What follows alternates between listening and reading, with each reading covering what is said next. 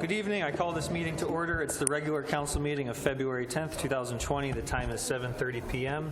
Will the clerk please take roll call? Councilman Bliss? Here. Councilwoman Clark? Here. Councilman Corbett? Here. Mayor Pro Tem Grafstein? Here. Councilor Rohrbach? Here. Councilman Soltis? Here. And Mayor Hartwell. I'm here. Would you please rise, if you're able, and remain standing for an invocation and pledge of allegiance? Mr. Soltis? All right. This is not karaoke. Sorry. I want to quote from a heroic advocate for children's rights, Marian Wright Elderman.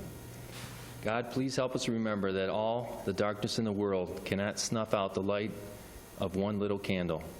Help us keep lighting our little candles until a mighty torch of justice sweeps over our nation and the world. So much of America's tragic and costly failure to care for all its children stems from our tendency to distinguish between our children and other people's children as if justice were divisible. Thank you. Thank you.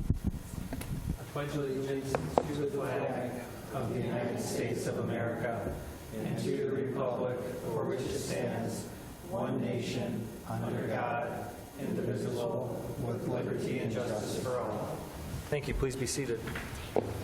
Are there any additions or deletions to the agenda? Mr. Mayor? Yes, Mr. Corbett? I move to add a D4 waiver of attorney privilege relating to the release of a city attorney legal opinion as redacted. Thank you, sir. Is there support? Your Honor. Mr. Soltis? Support, please. It was moved and seconded to add an item D4 to the agenda, which would be a waiver of attorney-client privilege relating to the release of a city attorney legal opinion as redacted. Is there discussion on this motion to add? All right, let's vote. All in favor signify by saying aye. Aye. Those opposed say no. The motion carries. Any other additions or deletions to the agenda? Okay, we can go on to presentations. We have several presentations tonight. The first presentation is by the Chamber of Commerce regarding the animal shelter. Mrs. Marsh, did you have a report? Yes, Carrie Von Melcy, the director of the Madison Heights Hazel Park Chamber of Commerce, is here tonight to present a check to the Madison Heights Animal Shelter. Great. Welcome, Carrie. Good evening, Mayor and Council. Thank you for allowing us to present this check. Before I begin, I would like to invite you all to our State of the Cities, which is going to be February 28th. I hope that we will see you all there. And we're pleased to be able to present this check for $500 to the Madison Heights Animal Control. Justin has done a great job since he came on, and we hope that this will continue and assist him in making it even better. Great.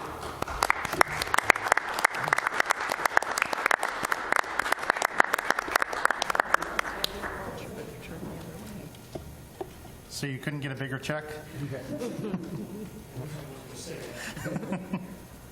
Thank you for your time.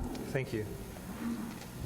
The next presentation is the Holiday Light Awards. Mrs. Marsh? Yes, on behalf of the Active Adult Center Advisory Board, staff has requested time on tonight's agenda to present the certificates for the annual awards, and Director Porianos is here tonight to make this presentation. And then we have a short video. Good evening, Corey. Good evening, Mayor and Council. The Beautification Committee, consisting primarily of the Active Adult Advisory Board, received only a few nominations for this year's Holiday Decoration Awards.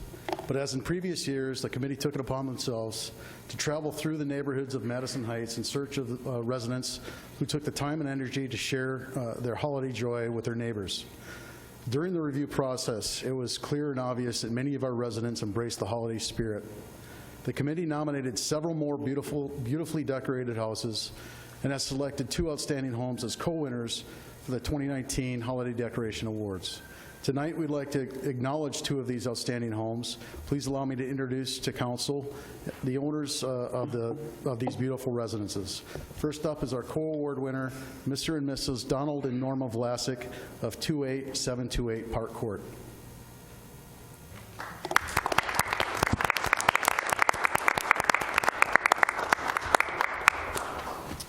As you will witness in our in our presentation, the home immediately caught the committee's eye as we drove down the Park Court cul-de-sac.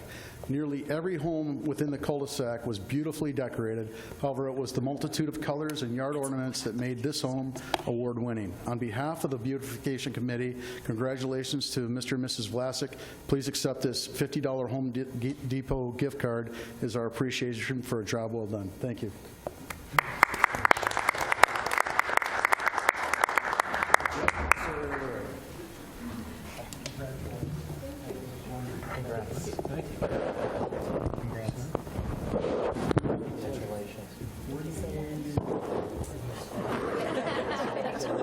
Was it worth the wait?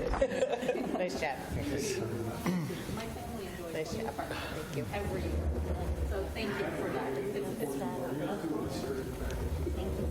Well, it's great. We all appreciate it. Thank you so much for that. Don't stop. Unfortunately, our other co-workers could not attend the meeting this evening, but we wanted to recognize Mr. and Mrs. Dennis and Deborah Misch of 28750 Park Court. As you'll see, the ample variety of colorful lights and sidewalk luminaires made this home a winner. The committee sincerely appreciated the amount of time and effort required to decorate this home. Congratulations to Mr. and Mrs. Misch. We also have a $50 gift card that I'll hand deliver tomorrow to them as our appreciation for their hard work. We'd like to run a brief presentation of not only the co-winners, but all of the nominees as well. Thank you to both parties as well as the nominees for making your home look so festive. The Beautification Committee will be reviewing nominated homes in July for the 2020 Beautification Awards. As we're always looking for nominees, residents can contact the Department of Public Services to nominate themselves or their neighbors. So we can watch the presentation. Thank you.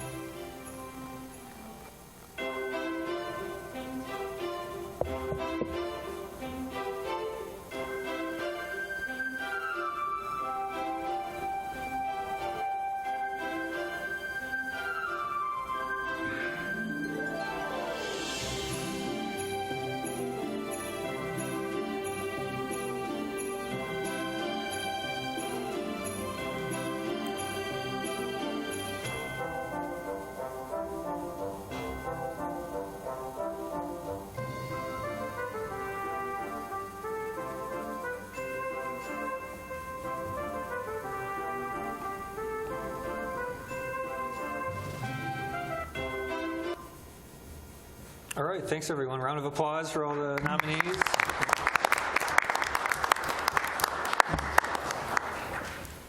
Okay, we can continue on. The next presentation is a proclamation regarding the Random Acts of Kindness Week. Mrs. Marsh? Yes, we have a very special guest with us tonight, Margene Scott, who started Random Acts of Kindness in the city of Madison Heights, and we have a proclamation for you to accept. So, whereas 24 years ago, former Councilwoman Margene Scott created the very first proclamation and introduced Random Acts of Kindness Week to the city of Madison Heights and has helped the city celebrate Random Acts of Kindness each year through her dedicated service to the city. And now, therefore, be it resolved that the mayor and city council proclaim the week of February the 16th through the 23rd, 2020 as Random Acts of Kindness Week. So, Margene, would you accept this?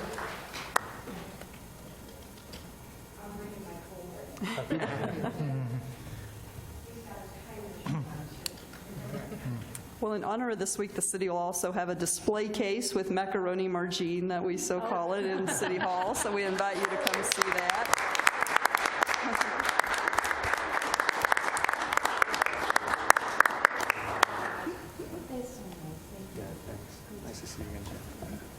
Yeah, and it would not fit on my refrigerator. But it weighs a ton. But it was really wonderful that you guys did that. Hi, stranger. How are you? Oh, I miss you guys too.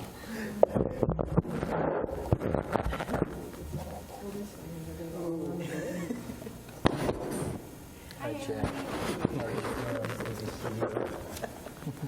How are you, Margene? Thank you, Melissa. So nice. Did you want to say some words, too? Okay. But no, it's fine. Good to see you, Margene.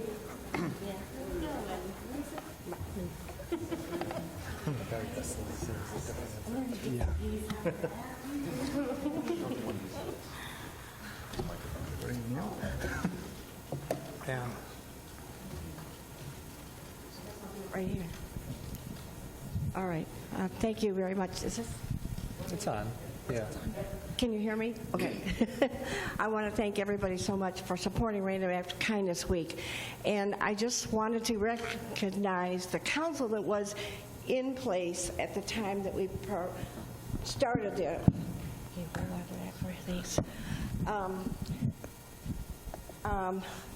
Gary McGilvery, Doug McLean, Russ Pierce, who's now gone, Marilyn Russell, who's also gone, George Soares, who's also gone, and Mary Steemel, who I know is still around in New Baltimore. But what happened was my husband and I, Jack, were at a local restaurant at Steak and Ale. I think you all remember that. It's been torn down since then. This was in 1995. And we were enjoying a nice meal, and he was leaving to go to Brazil for a short time through GM, his work at GM. And so we knew it would be one of our last times together. So we were sitting there kind of close and probably looking a little sad.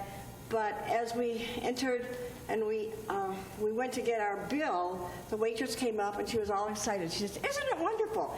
And I said, "What?" And so she handed us a piece of paper that was written in writing I didn't recognize. She said there was a man over there that wanted you to have this piece of paper. So we read it, and it said, "I am not wealthy. I'm on Social Security disability, but I saw you two sitting next to each other, and there are too many random acts of violence in the world, so I choose to offset this with random acts of kindness." And he said, "Enjoy your dinner and have a great evening." He had paid for our bill and the tip. And Jack and I were totally astounded. And we said, how? In spite of the fact that we were feeling kind of sad that he was going to be leaving, it just highlighted the whole evening for us. And I was so frustrated because the gentleman who had dropped it there was not in his seat anymore. He had left.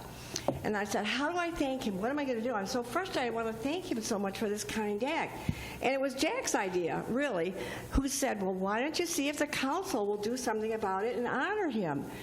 And so that's what we did. And those people that I recognize tonight are the ones that okayed at Random Acts of Kindness Week. And then Amy took the bull by the horns, and she said we should do this every year, and we did. And it was a success, especially later on as we got involved in it. We had so many businesses take part in that and give donating coupons and things like that. There were so many ways that people participated. We were even written up in Life magazine because one of our hairdressers had got her clientele together and had gone to a nursing home to do the hair for their people on Random Acts of Kindness Week. So I really appreciate all the recognition we've had over the years and the hard work that Amy has done every year to organize it. It's very easy to do a Random Act of Kindness. In fact, all of our citizens can do a Random Act of Kindness Week this week. Actually, it's not going to be random, but remember that your taxes are due on April 14th. So you can make sure that they're paid for them, and that's a Random Acts of Kindness Week for the city. So we want to thank everybody for doing that. And but I want to thank again for the city for supporting this Random Acts of Kindness every week, and it should be something that's done on a daily basis because you will get it back tenfold when you see the person, how much you can cheer them up and how much you can change their day.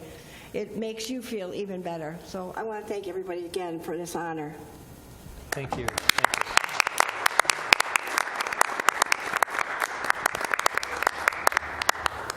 All right, we can go to meeting open to the public. This is the opportunity for anyone to address City Council on any subject. Meeting is open to the public. We'd ask that you limit your comments to 3 minutes or less. Direct your comments to me as the chair. And please, if you're willing to, state your name, address, and any affiliation you may have. Good evening. Good evening. I'm Gloria Moore. I live at 27368 Dartmouth. I'm with the Friends of the Madison Heights Area Senior Citizens. This February 18th at 7 o'clock over at Wilkinson, we're having our another third Tuesday meeting. And what we're going to be having punchkis for our snack. And also, there's a couple of things that we're going to be talking about. One of them is going to be the fact that we'll be paying for soil samples for hexavalent chromium to pay for the laboratory. And we're just looking forward to we need to find out who the contractor is that does those things. And so we could pay that too. And we started out with, we're doing it for the streets that has senior citizens on it, and that would be, the first one would be Gunther. And also we're going to be talking about the sock hop of the 20s, and that'll be a dance that we're going to be having April 3rd. And we'll be, of course, will be anybody that wants to volunteer for that also. Thank you. Thank you. Would anyone else like to address City Council? Good evening. Good evening, Council. I'm Vita Palazzolo, 27074 Nanton. And first thing I want to say is thank you.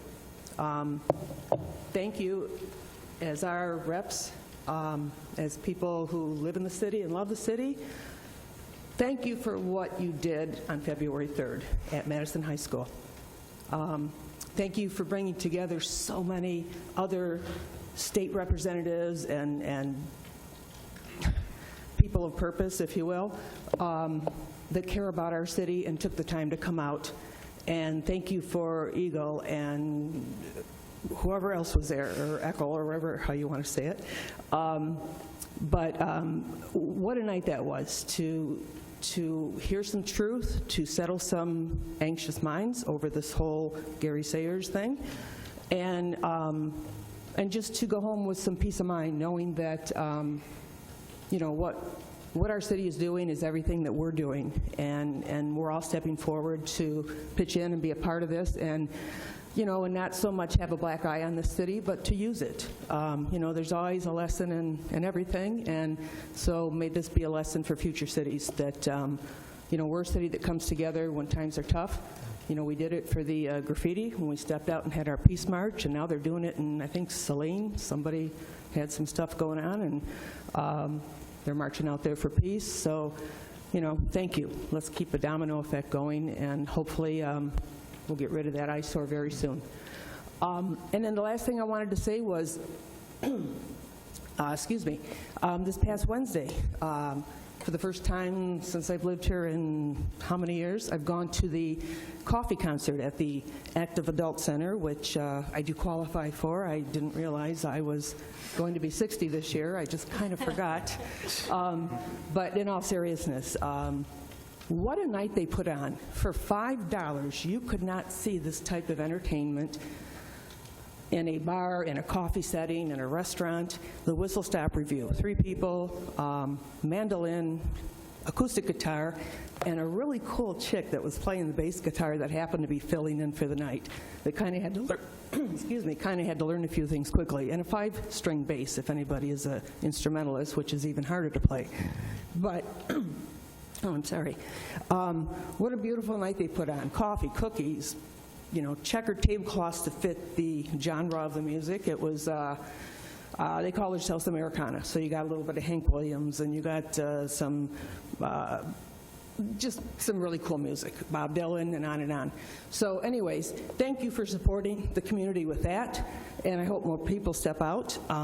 As a member of the Arts Board, which I see some of my friends here, we're going to continue to do our best to bring more music into the city, into the parks as we can, and pull some of our businesses together to help us out. So thanks for your support, thanks for all you do, and God bless. That's it. Thank you. Meeting's still open to the public. Would anyone else like to address City Council? Good evening. Good evening. Pat Shields, longtime resident of Madison Heights. I want to address the issue of the medical marijuana site at Ajax. The state of Michigan proposed that no site be located within 1,000 feet of a residential area, and to give the cities the option to change that if they so desire.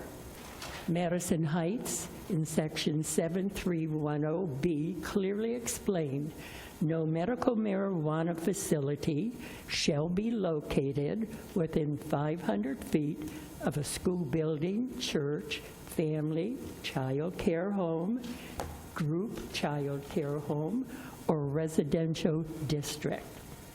Then it goes on, our ordinance goes on to explain in length the measurements that would take place in, in very explicit detail. Mr. Mayor, you talked about ambiguity. Ambiguity is a type of measuring in which a phase statement or resolution is not explicitly defined, marked several making several interpretations and plausibility. Our section is very detailed and very clear and very explicit. An alternative RX location is, and as you all know, in violation of Madison Heights ordinance. So where is the City Council's interest lying? To protect the citizens or to protect the marijuana industry? Are you going to ignore the laws you put in place? Worse yet, are you going to be changing the zoning from 500 to maybe 400, 300, 200? Where will you stop? Whose interest are you looking out for? If you reduce the distance, they will be able to put marijuana industries wherever they please in the city of Madison Heights. It is time for the citizens of Madison Heights to take a stand against this City Council's bowing to the big marijuana industry. Thank you very much. Thank you.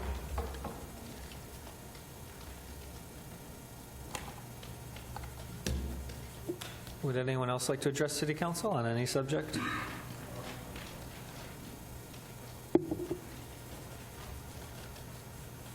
Good evening. My name is Deliza Lee, and I reside at 31800 Harlow Drive here in Madison Heights. Crime Commission Committee, we're having teen suicide awareness because this has been something that's been heavy on my heart for the past few years. Especially last year, my nephew that goes to U of D have dealt with 2 classmates that have committed suicide. The one young man, he didn't attend school there, but he stepped out in front of a subway train and committed suicide that way. A lot of young kids don't have the ability to and understanding how to cope and deal with suicides that happens with their classmates, family members, or even just themselves feel like they're at the end of their rope of issues that may have occurred during school. As adults, we all have the ability to cope with different things and know that, well, tomorrow's going to be a different day. A lot of kids feel like tomorrow there is none. So we're going to have an event over here at the fire department, February 20th from 6:30 to 8. I'm providing a light dinner because a lot of people that do attend, I don't want them to feel like they're going to have to cut corners to not have anything to eat. A lot of people, they don't have to worry about that when they come. And people can get their questions answered and get a better understanding what kids are faced with. There's not going to be any children on the panel, but there's a few parents that wanted the kids to be there. If they feel that they want to have an input, they can, but I'm not going to put any child on the spot to tell their stories because it's really too close to home for them. But I just want kids to understand that they're not alone, and any issue or problems that they face with is not the end of their life. That's not the answer. Thank you. Thank you.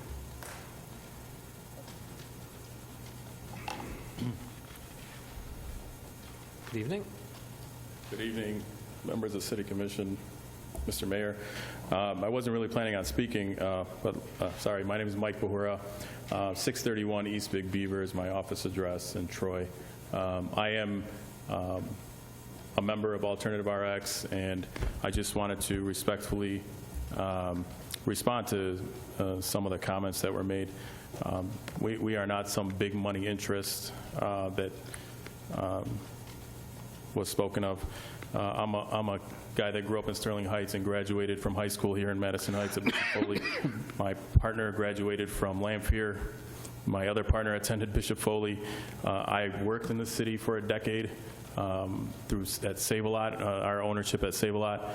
Over that course of that decade or more, 15 years, we probably donated countless amounts of resources and financial and food and giveaways as much as we could give back. So I'm not some stranger or some big money interest coming from out of state that is, pulling the strings behind the scenes or something that was kind of insinuated. And we all relied on the map. I think that's clear to anybody who read the ordinance and the directions of the ordinance that we relied on the map. And the ordinance said only those parcels on the map would work.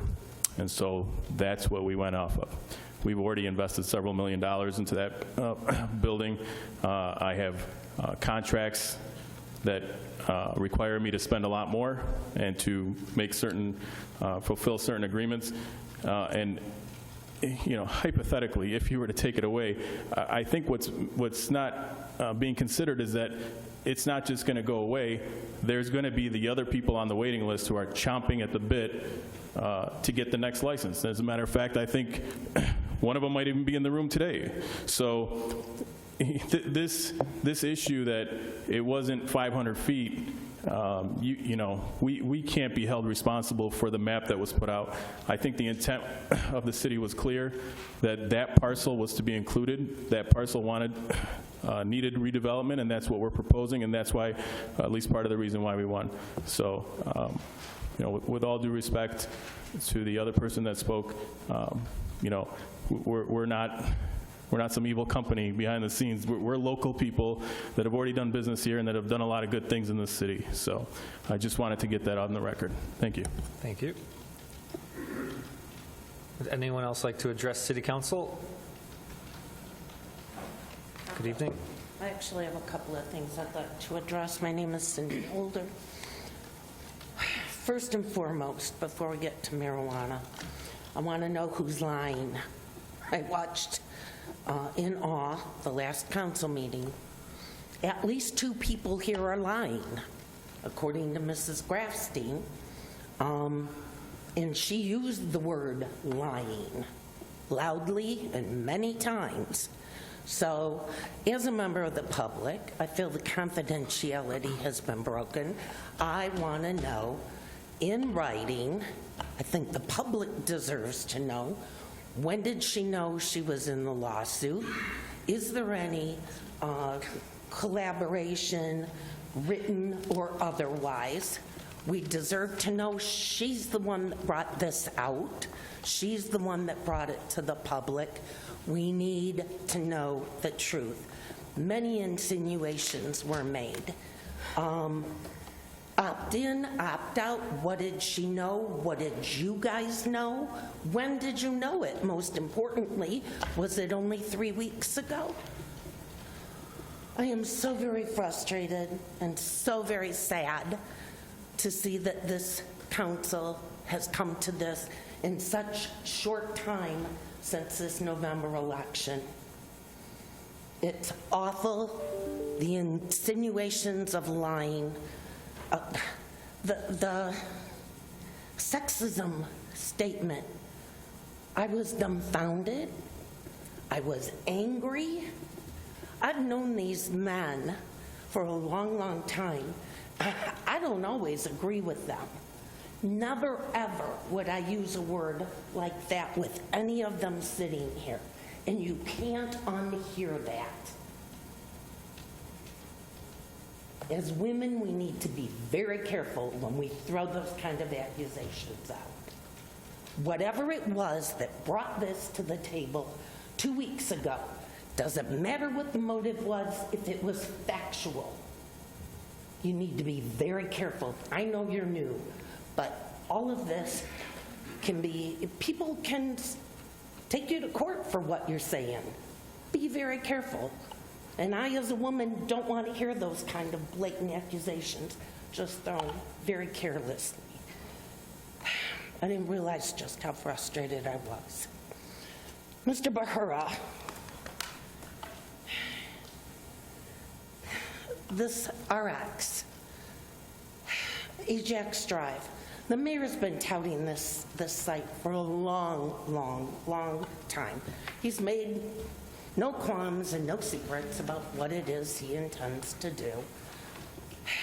I want to know when you guys knew the map was incorrect. My understanding is it was before the election.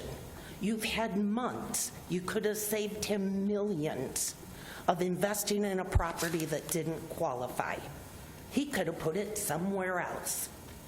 We've heard of the bowling alley. We've, been told Toys R Us. It didn't have to go there. He could have invested with that same license and those same, additional, I'm sorry, the transportation and the selling and the whatever, cultivating that went with that. You guys had the option of making it right. You knew there was a mistake made. Mistakes happen. We as the public would have said, mistakes happen, let's make it right.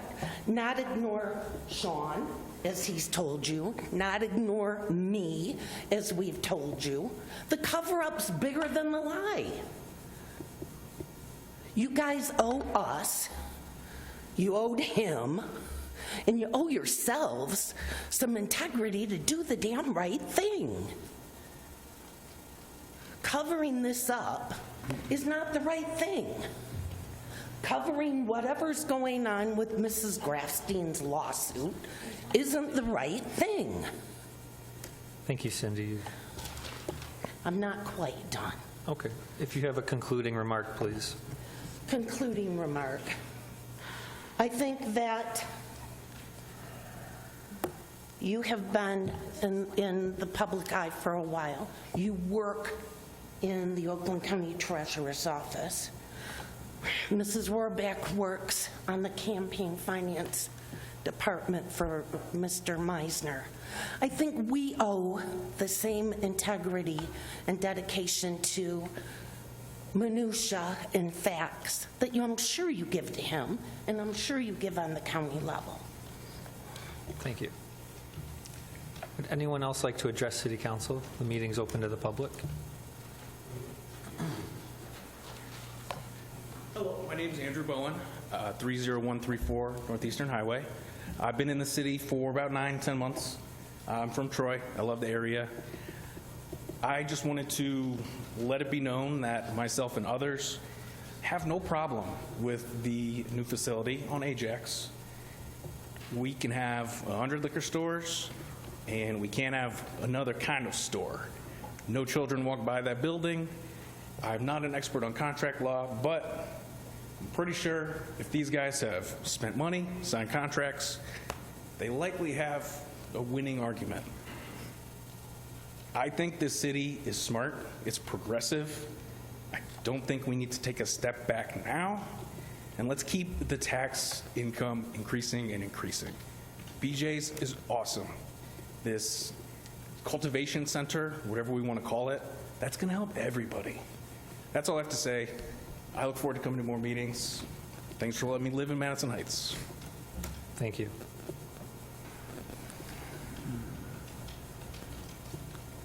Oh, sir, if you'd like to speak, you can use the microphone.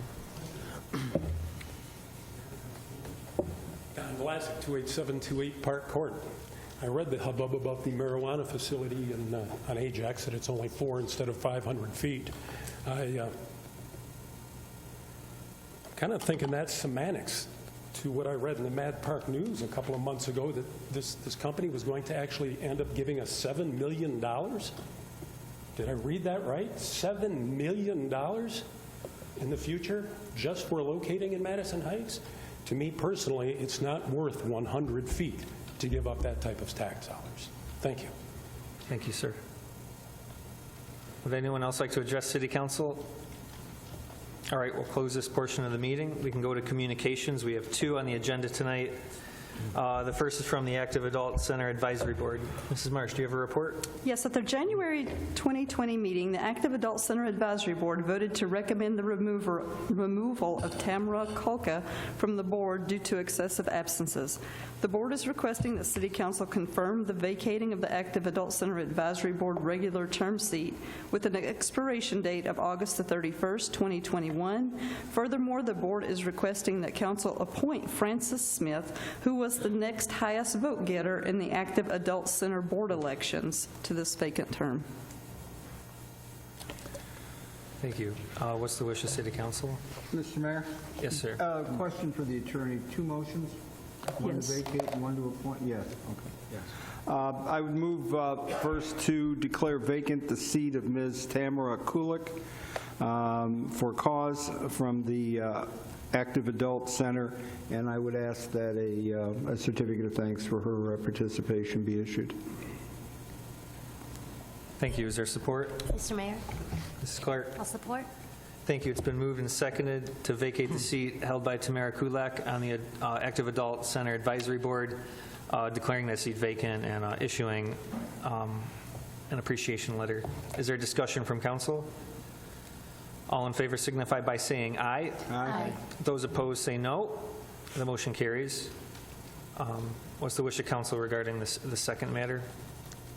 Mr. Mayor? Yes, sir. I move that the council concur with the recommendation of the Adult Center Advisory Board and appoint to the just-created vacant seat Francis Smith, who was the next highest vote getter in the last election for that position. Thank you. Is there support? Your Honor. Mrs. Grafstein? Support. Thank you. It's been moved and seconded to appoint Francis Smith to the newly vacated seat on the Active Adult Center Advisory Board. I'm sorry, what's the expiration date on the term? 8/31. Yeah, 8/31/21, sir. Okay. Is there discussion on this matter? All in favor signify by saying aye. Aye. Aye. Those opposed say no. The motion carries. We have another communication on the agenda tonight, and it's regarding a resignation from the Arts Board. Mrs. Marsh, do you have a report? Yes. Maisha Finnick Mural has submitted her resignation from the Arts Board. The Arts Board and staff recommend that council accept this resignation and declare the seat vacant. Thank you. What's the wish of City Council? Mr. Mayor, Mrs. Clark? I'd like to make a motion that we accept the resignation from Maisha Fennick Merrill as resigning from the Arts Board. Declare the seat vacant. Thanks. Is there support, Your Honor? Mr. Bliss? I'll second, but would the maker also be willing to add in sending the appropriate certificate of appreciation? Yes, thank you, of course. Okay, very well. It's been moved and seconded to accept the resignation of Maisha Fennick Merrill from the Arts Board, declare the seat vacant, and issue a certificate of thanks. Is there discussion on this item? Let's vote. All in favor signify by saying aye. Aye. Those opposed say no. The motion carries. We have reports this evening. There were 3 on the agenda, and we added a 4th. The first report's from the fire chief regarding emergency operations. Mrs. Marsh? Yes, the Michigan Emergency Management Act of 1976 requires planning, response, recovery, and mitigation for natural and man-made disasters within the state of Michigan. In an effort to ensure a coordinated plan between county and local jurisdictions, the Oakland County Homeland Security Division is required to review updated local plans for communities with more than 10,000 people every 4 years. The Support Emergency Operations Plan provides a framework for the city to use in performing emergency functions before, during, and after a natural disaster, technological incident, or a hostile attack. The city's current Support Emergency Operations Plan was adopted by City Council on January the 25th of 2016. This document has been reviewed and signed by all the appropriate department heads, and staff and I recommend that City Council approve the 2020 Support Emergency Operations Plan. Thank you. What's the wish of City Council? Mr. Mayor, Ms. Rohrbach? I move that we approve the 2020 Support Emergency Operations Plan. Thank you. Is there support? Your Honor. Mrs. Grafstein? Support. Thank you. It's been moved and seconded to approve the 2020 Support Emergency Operations Plan as recommended by staff. Is there discussion? Mr. Mayor? Yes, Mr. Corbett. I didn't forewarn you, Chief, but I was wondering if you could just spend just a moment talking a little bit. You're pretty good on your feet. Just talking about what the impact of this is and what this means in terms of cooperative efforts between the city and surrounding jurisdictions in the event of whether it be a flood or a tornado or just a really bad storm. Yes, Mr. Mayor, this gives us the framework to work for those long-scale, large incidents. The most recent one we had with the 2014, we put this plan in place, and this guided us through to working with the county to help bring into the national and state agencies that come in to help with the funding and to the cleanup of the flooding. So this is the framework we use for any type of large incidents that's going to last for several months. Would that include, for example, asking through channels for declarations of emergencies of different types? That's correct, yes, and that's spelled out in here. Okay. I'm good. Thank you. Other discussion from council? All right, let's vote. All in favor signify by saying aye. Aye. Those opposed say no. The motion carries. The next report is agenda item D2. It's from the Arts Board. It's regarding the DIA's Inside Out program. Mrs. Marsh? Yes, on behalf of the Madison Heights Arts Board, I'm thrilled to inform council and the city of the Madison Heights approval to participate in the DIA 2020 Inside Out Art Installation Program. The Arts Board has received approval for 4 pieces of art to be installed at the library, Civic Center Park, Rosie's Park, and Woodpile Barbecue. This art will be on display from June until October. Council should approve the contract pending legal review and authorize the city manager to sign on behalf of the city. And in addition, we are joined tonight from Ian Rapnicki from the DIA to make a short presentation. Welcome, Mr. Rapnicki. The floor is yours. All right. I'll try to keep it short. You have to turn I've got a PowerPoint. Is there a way to... You have to turn the pointer off for a second. I have to turn it off first. Oh. It interferes with mine. Now you're all set. Okay, great. Thank you. All right. Again, my name's Ian Rapnicki. I'm from the DIA. And indeed, we're doing Inside Out this summer in some nice locations. Just a little reminder of some of the treasures we have at the museum, though. This slide includes a few that are featured in exhibitions right now. The Bruegel painting The Wedding Dance is the subject of an exhibition that's free to residents of Oakland County right now. In the middle there, Kermit the Frog, you might recognize him. We actually, in our collection, we have a very nice puppet collection at the DIA, and one of them is this 1969 prototype that Jim Henson made for the character of Kermit, also on view right now, which is pretty rare because he's really fragile and delicate. So he'll only be out on display until the end of March, and then he'll go back into a dark, lonely place. Next to that, another familiar face, Vincent van Gogh, which will be the subject of an upcoming exhibition this summer with 60-plus Van Gogh paintings that'll be in the building at the same time. But this one belongs to the DIA. This one was purchased in the 1920s. We were the first museum in the country to purchase a Van Gogh. So we're lucky to have one of between 30 and 40 self-portraits that he did in his short career. And then down at the bottom is a small image of a giant masterpiece, Diego Rivera's Detroit Industry Murals. So you might see in that small image images of working class people doing what they do, working hard. So it's a beautiful kind of shrine to the working class right in the middle, in the heart of the building. And a lot of people in the region feel a connection to that. A lot of us either work in the auto industry or have relatives or friends that work in it. And the centerpiece of the whole museum is images of working class people. There's just a little tease. I could go on. But as mentioned, we'll be doing the Inside Out installation in Madison Heights this summer. There will be 4 locations pictured there. I'm sure you recognize all of those patches of grass. The library, Woodpile, and a couple parks. So Rosie's Park and the Civic Center Park. And here are the images that will be on display there. So the Inside Out program is high-quality framed reproductions from the collection that are brought out in kind of unexpected and exciting places, parks, libraries, other places like that. So we're excited to bring these out to the public, and you'll be able to explore those and spend time with them. If you aren't able to make it to the museum, you can just step out in the park. And maybe you'll be inspired to come find the real things. As far as I know, all of these, I believe, are on view right now. So you could look at the reproduction, come look at the real thing for free also. But let's keep this moving. Got a lot to say. As I mentioned, the Bruegel's The Wedding Dance is the subject of an exhibition that's open right now and free. We've got some recent guests of honor that just entered the building, some paintings by Salvador Dali and Frida Kahlo. We don't have them represented in our collection, but sometimes we arrange to borrow, or sometimes we loan things out, sometimes we borrow things. And right now we've got some really interesting popular works on view. You can come check out tomorrow if you want.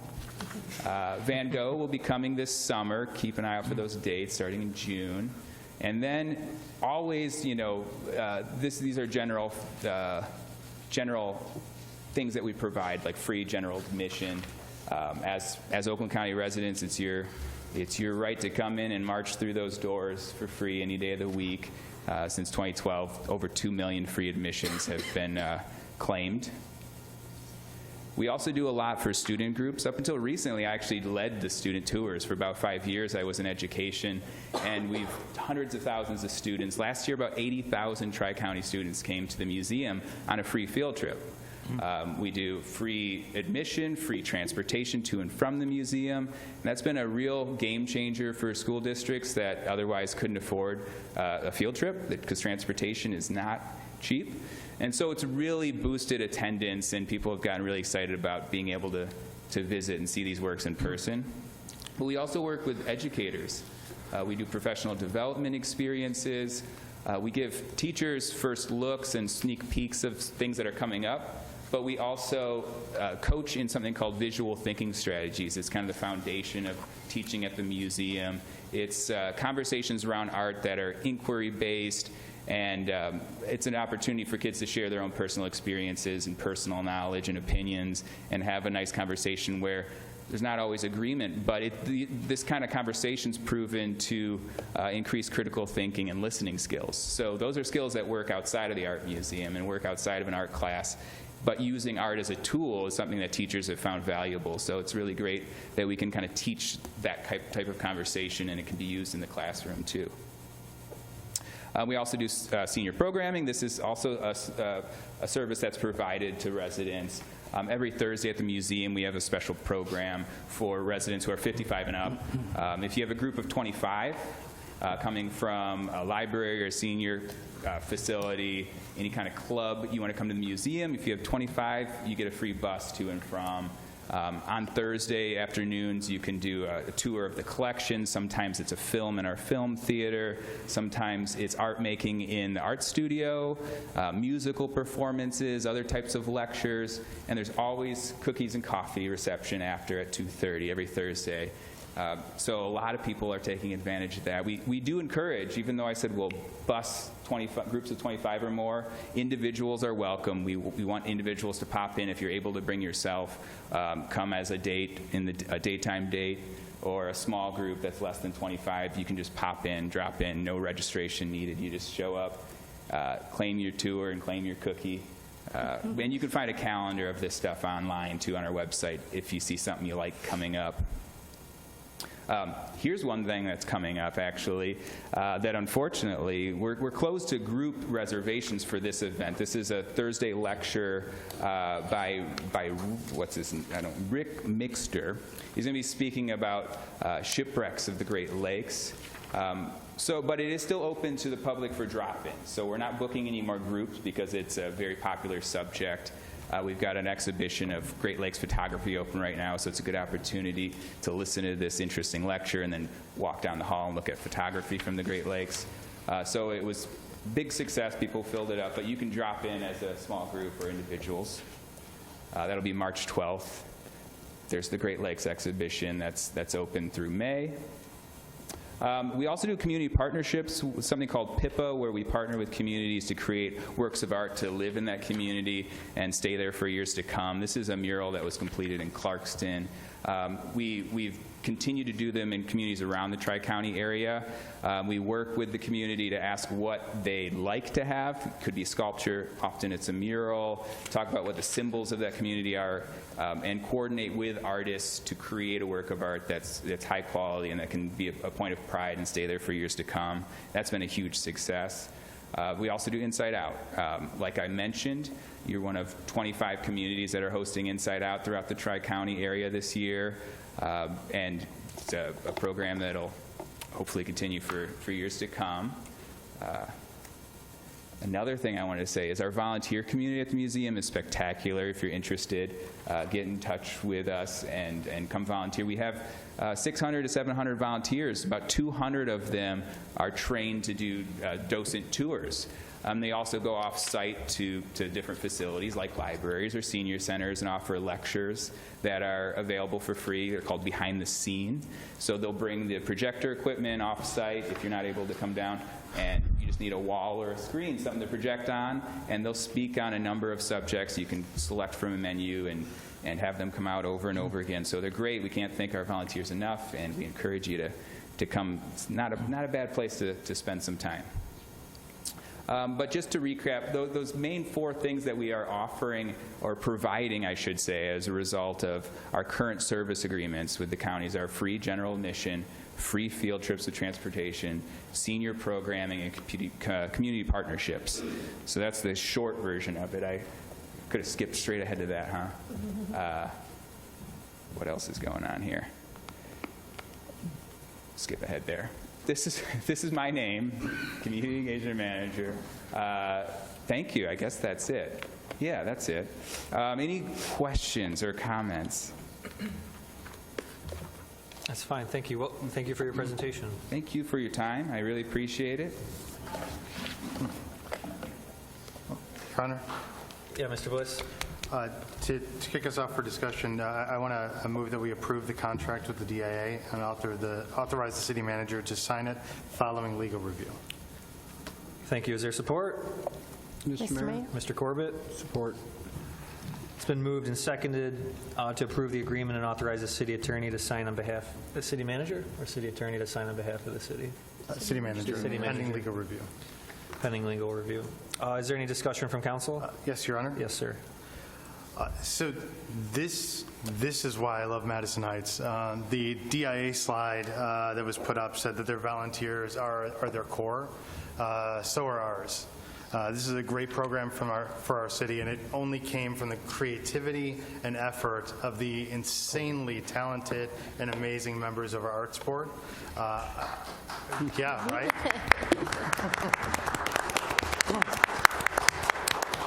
I am so proud of this board. I can talk for an hour, but none of you want to hear me do that. So I will do one better, if Mr. Mayor, you'll allow. I'd love to ask that our current and awesome arts board members come up if there's a couple of things that you want to say, but also to be recognized for the amazing work that you put in. Come on. Well, first, just a show of hands. Who's on the art board? Yeah, we got a few. You can't force them to do public speaking. Who's on the art board? Okay. Thank you for your service.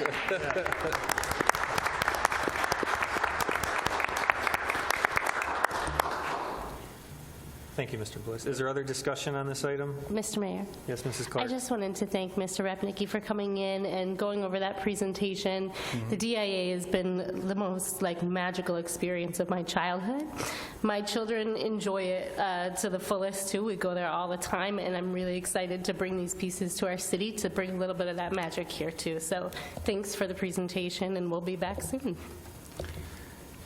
Any other discussion from council? Mr. Mayor, Yes, just sir. a question. There was a picture.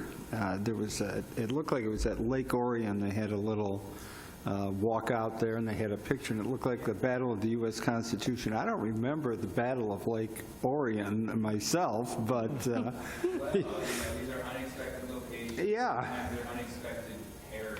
So it's, you might be looking at a landscape and looking at an image of the city. So it just provides opportunities for juxtapositions or unexpected thoughts that might enter your brain when you encounter a work of art somewhere else. That was great, and it gives you an idea of some alternate history, I suppose, but very good. Thank you. Great. Any discussion? Any further discussion from council? Mr. Mayor. Yes, Ms. Roebuck. I'd also just like to say thank you. I'm really excited about this. Having lived overseas in Italy for a number of years as well, and visiting just about every country in Western Europe and many European museums, the DIA stands out as a jewel. It can be held up to any one of them and be a really wonderful place to be. I'm proud to call it part of my home community. So thank you. I'm really excited. I hope that everybody in Madison Heights really enjoys it. Thank you to the Arts Board for all of your work to make this happen. Thank you. Any other comments from City Council? All right, let's vote. All in favor signify by saying aye. Aye. Aye. Those opposed say no. The motion carries. We have another arts-related issue from the Arts Board regarding their next mural project. Mrs. Marsh, do you have a report? Yes, at the regular council meeting of November the 12th of 2018, City Council was provided with a report outlining the Arts Board intention to publish a call for artists to solicit artwork and the pricing of a mural to be painted at the Civic Center Park Shelter building. This resulted in the beautiful mural Power of Imagination by Jennifer Ramirez, which has added much-needed color and inspiration to Civic Center Park. On behalf of the Arts Board, I'm pleased to inform Council that the Board intends to begin fundraising for a second mural to be located in the concessions building at Rosie's Park. Following Council's receipt and filing of this report, the Board intends to publish a new call for artists to solicit artwork and pricing for a mural to be painted on the Rosie's Park concession building. The Board will be responsible for raising the money for this project, and they are not asking for city funds to proceed. What's the wish of City Council? Your Honor? Yes, sir. I move that we receive and file this report energetically. Thank you. Is there support? Mr. Mayor. Mrs. Clark? I support. Thank you. It's been moved and seconded to receive and file the report. Is there any discussion? Your Honor? Yes, sir. Just really quick to let the audience know, the discussion with the Arts Board really centered around how do we bring that same energy and excitement that we did at the Civic Center mural into the other school district in our community, into what's known as the south side of our city. Rosie's Park is also the second most populated park in our city, and so we will now have murals at both major parks. But the Arts Board will do one better, and there's a project that's underway to be able to put small murals at all of the other small pocket parks in our city as well. So really, really exciting work that the Arts Board is doing. Thank you. Other discussion? All right, let's vote to receive and file. All in favor signify by saying aye. Aye. Those opposed say no. The motion carries. Before we go on to the next report, I wanted to introduce a special guest from county government. With us tonight is Oakland County Treasurer Andy Meisner. I know Andy's doing a tour of the county. He's trying to get to as many of the 60 cities, villages, and townships, and he came from Rochester or Rochester Hills tonight. So just as a courtesy, I hope council would allow me just to give the floor to Treasurer Meisner for a few minutes. Mr. Treasurer, welcome. The floor is yours. Mr. Mayor, distinguished council, municipal staff, and folks, pardon my back, but good evening. I'm Andy Meisner. I'm the county treasurer, and my primary mission in coming here tonight is to get out in front of the property tax foreclosure deadline that is fast approaching on March 31st. Now, fortunately, thanks to the great leadership here and very engaged community, Madison Heights has been doing really well on that front and had a low of only 3 tax foreclosures in 2019, contrasting with a peak of 34 back in 2013. And so 2019 last year, 3, high of 34. Things are looking good here. The community is strong. The values are very strong. We're very happy to see that. And but we want to make sure that we don't miss anybody. And there are a lot of folks out there that are struggling.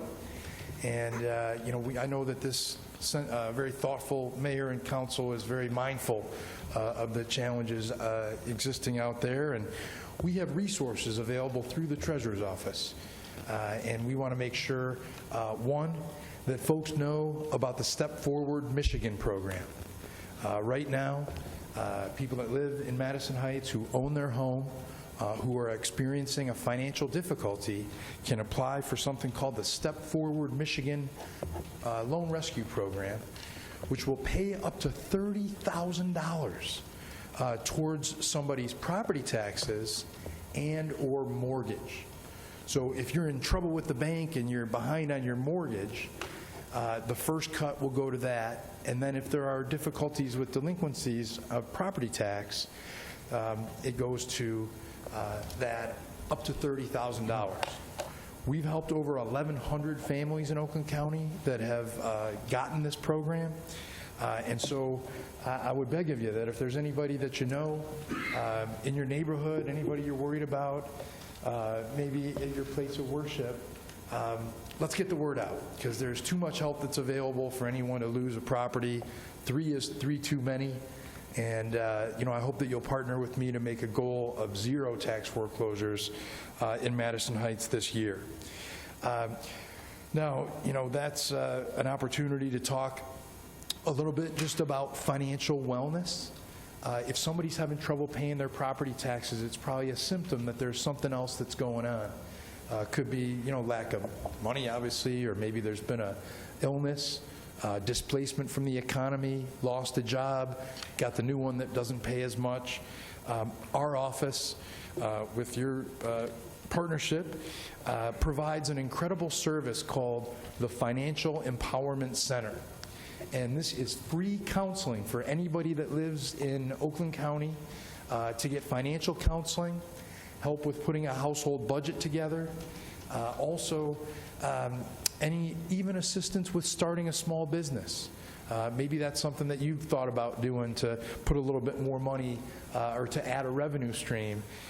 We have entrepreneurial assistance, and it's all friendly, one-on-one counseling. And it's free and it's vetted. And not only that, I don't think I've mentioned, but they can also help with credit repair. So many folks, you miss a bill, something happens, adverse medical, and then next thing you know, your credit score is down. Could happen to the best of us. And our counselors, including Rita Nafso, are available to assist in that area at no charge. The last thing that I just wanted to acknowledge was the partnership that the County Treasurer's Office has had with Madison Heights over the last 10 years. And one of the elements of that partnership is, we've got a great team. We're honored to have the mayor on the team, and I also want to point out that Laura Schmidt, who is a Madison Heights resident and a proud granddaughter, Margie, right? She's an all-star for us. Yeah, she does a great job. But we also, one of the functions that we do through the Treasurer's Office is the investment of public funds. And it's a very important responsibility. It's not an area where we're trying to hit grand slams. It's an area where we're trying to preserve our capital, have money for liquidity events so that you're making payroll, and then after those considerations, achieving some degree of yield. Our office runs something called the Local Government Investment Pool.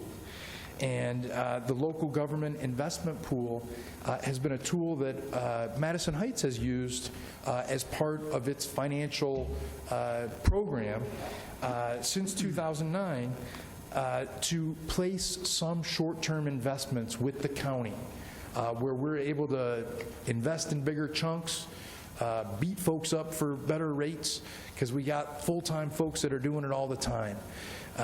And so since 2009, your participation in that program has generated $1.3 million in interest.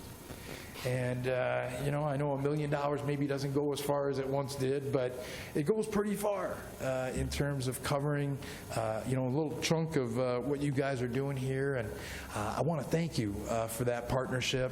It's an example of us working together in a win-win scenario.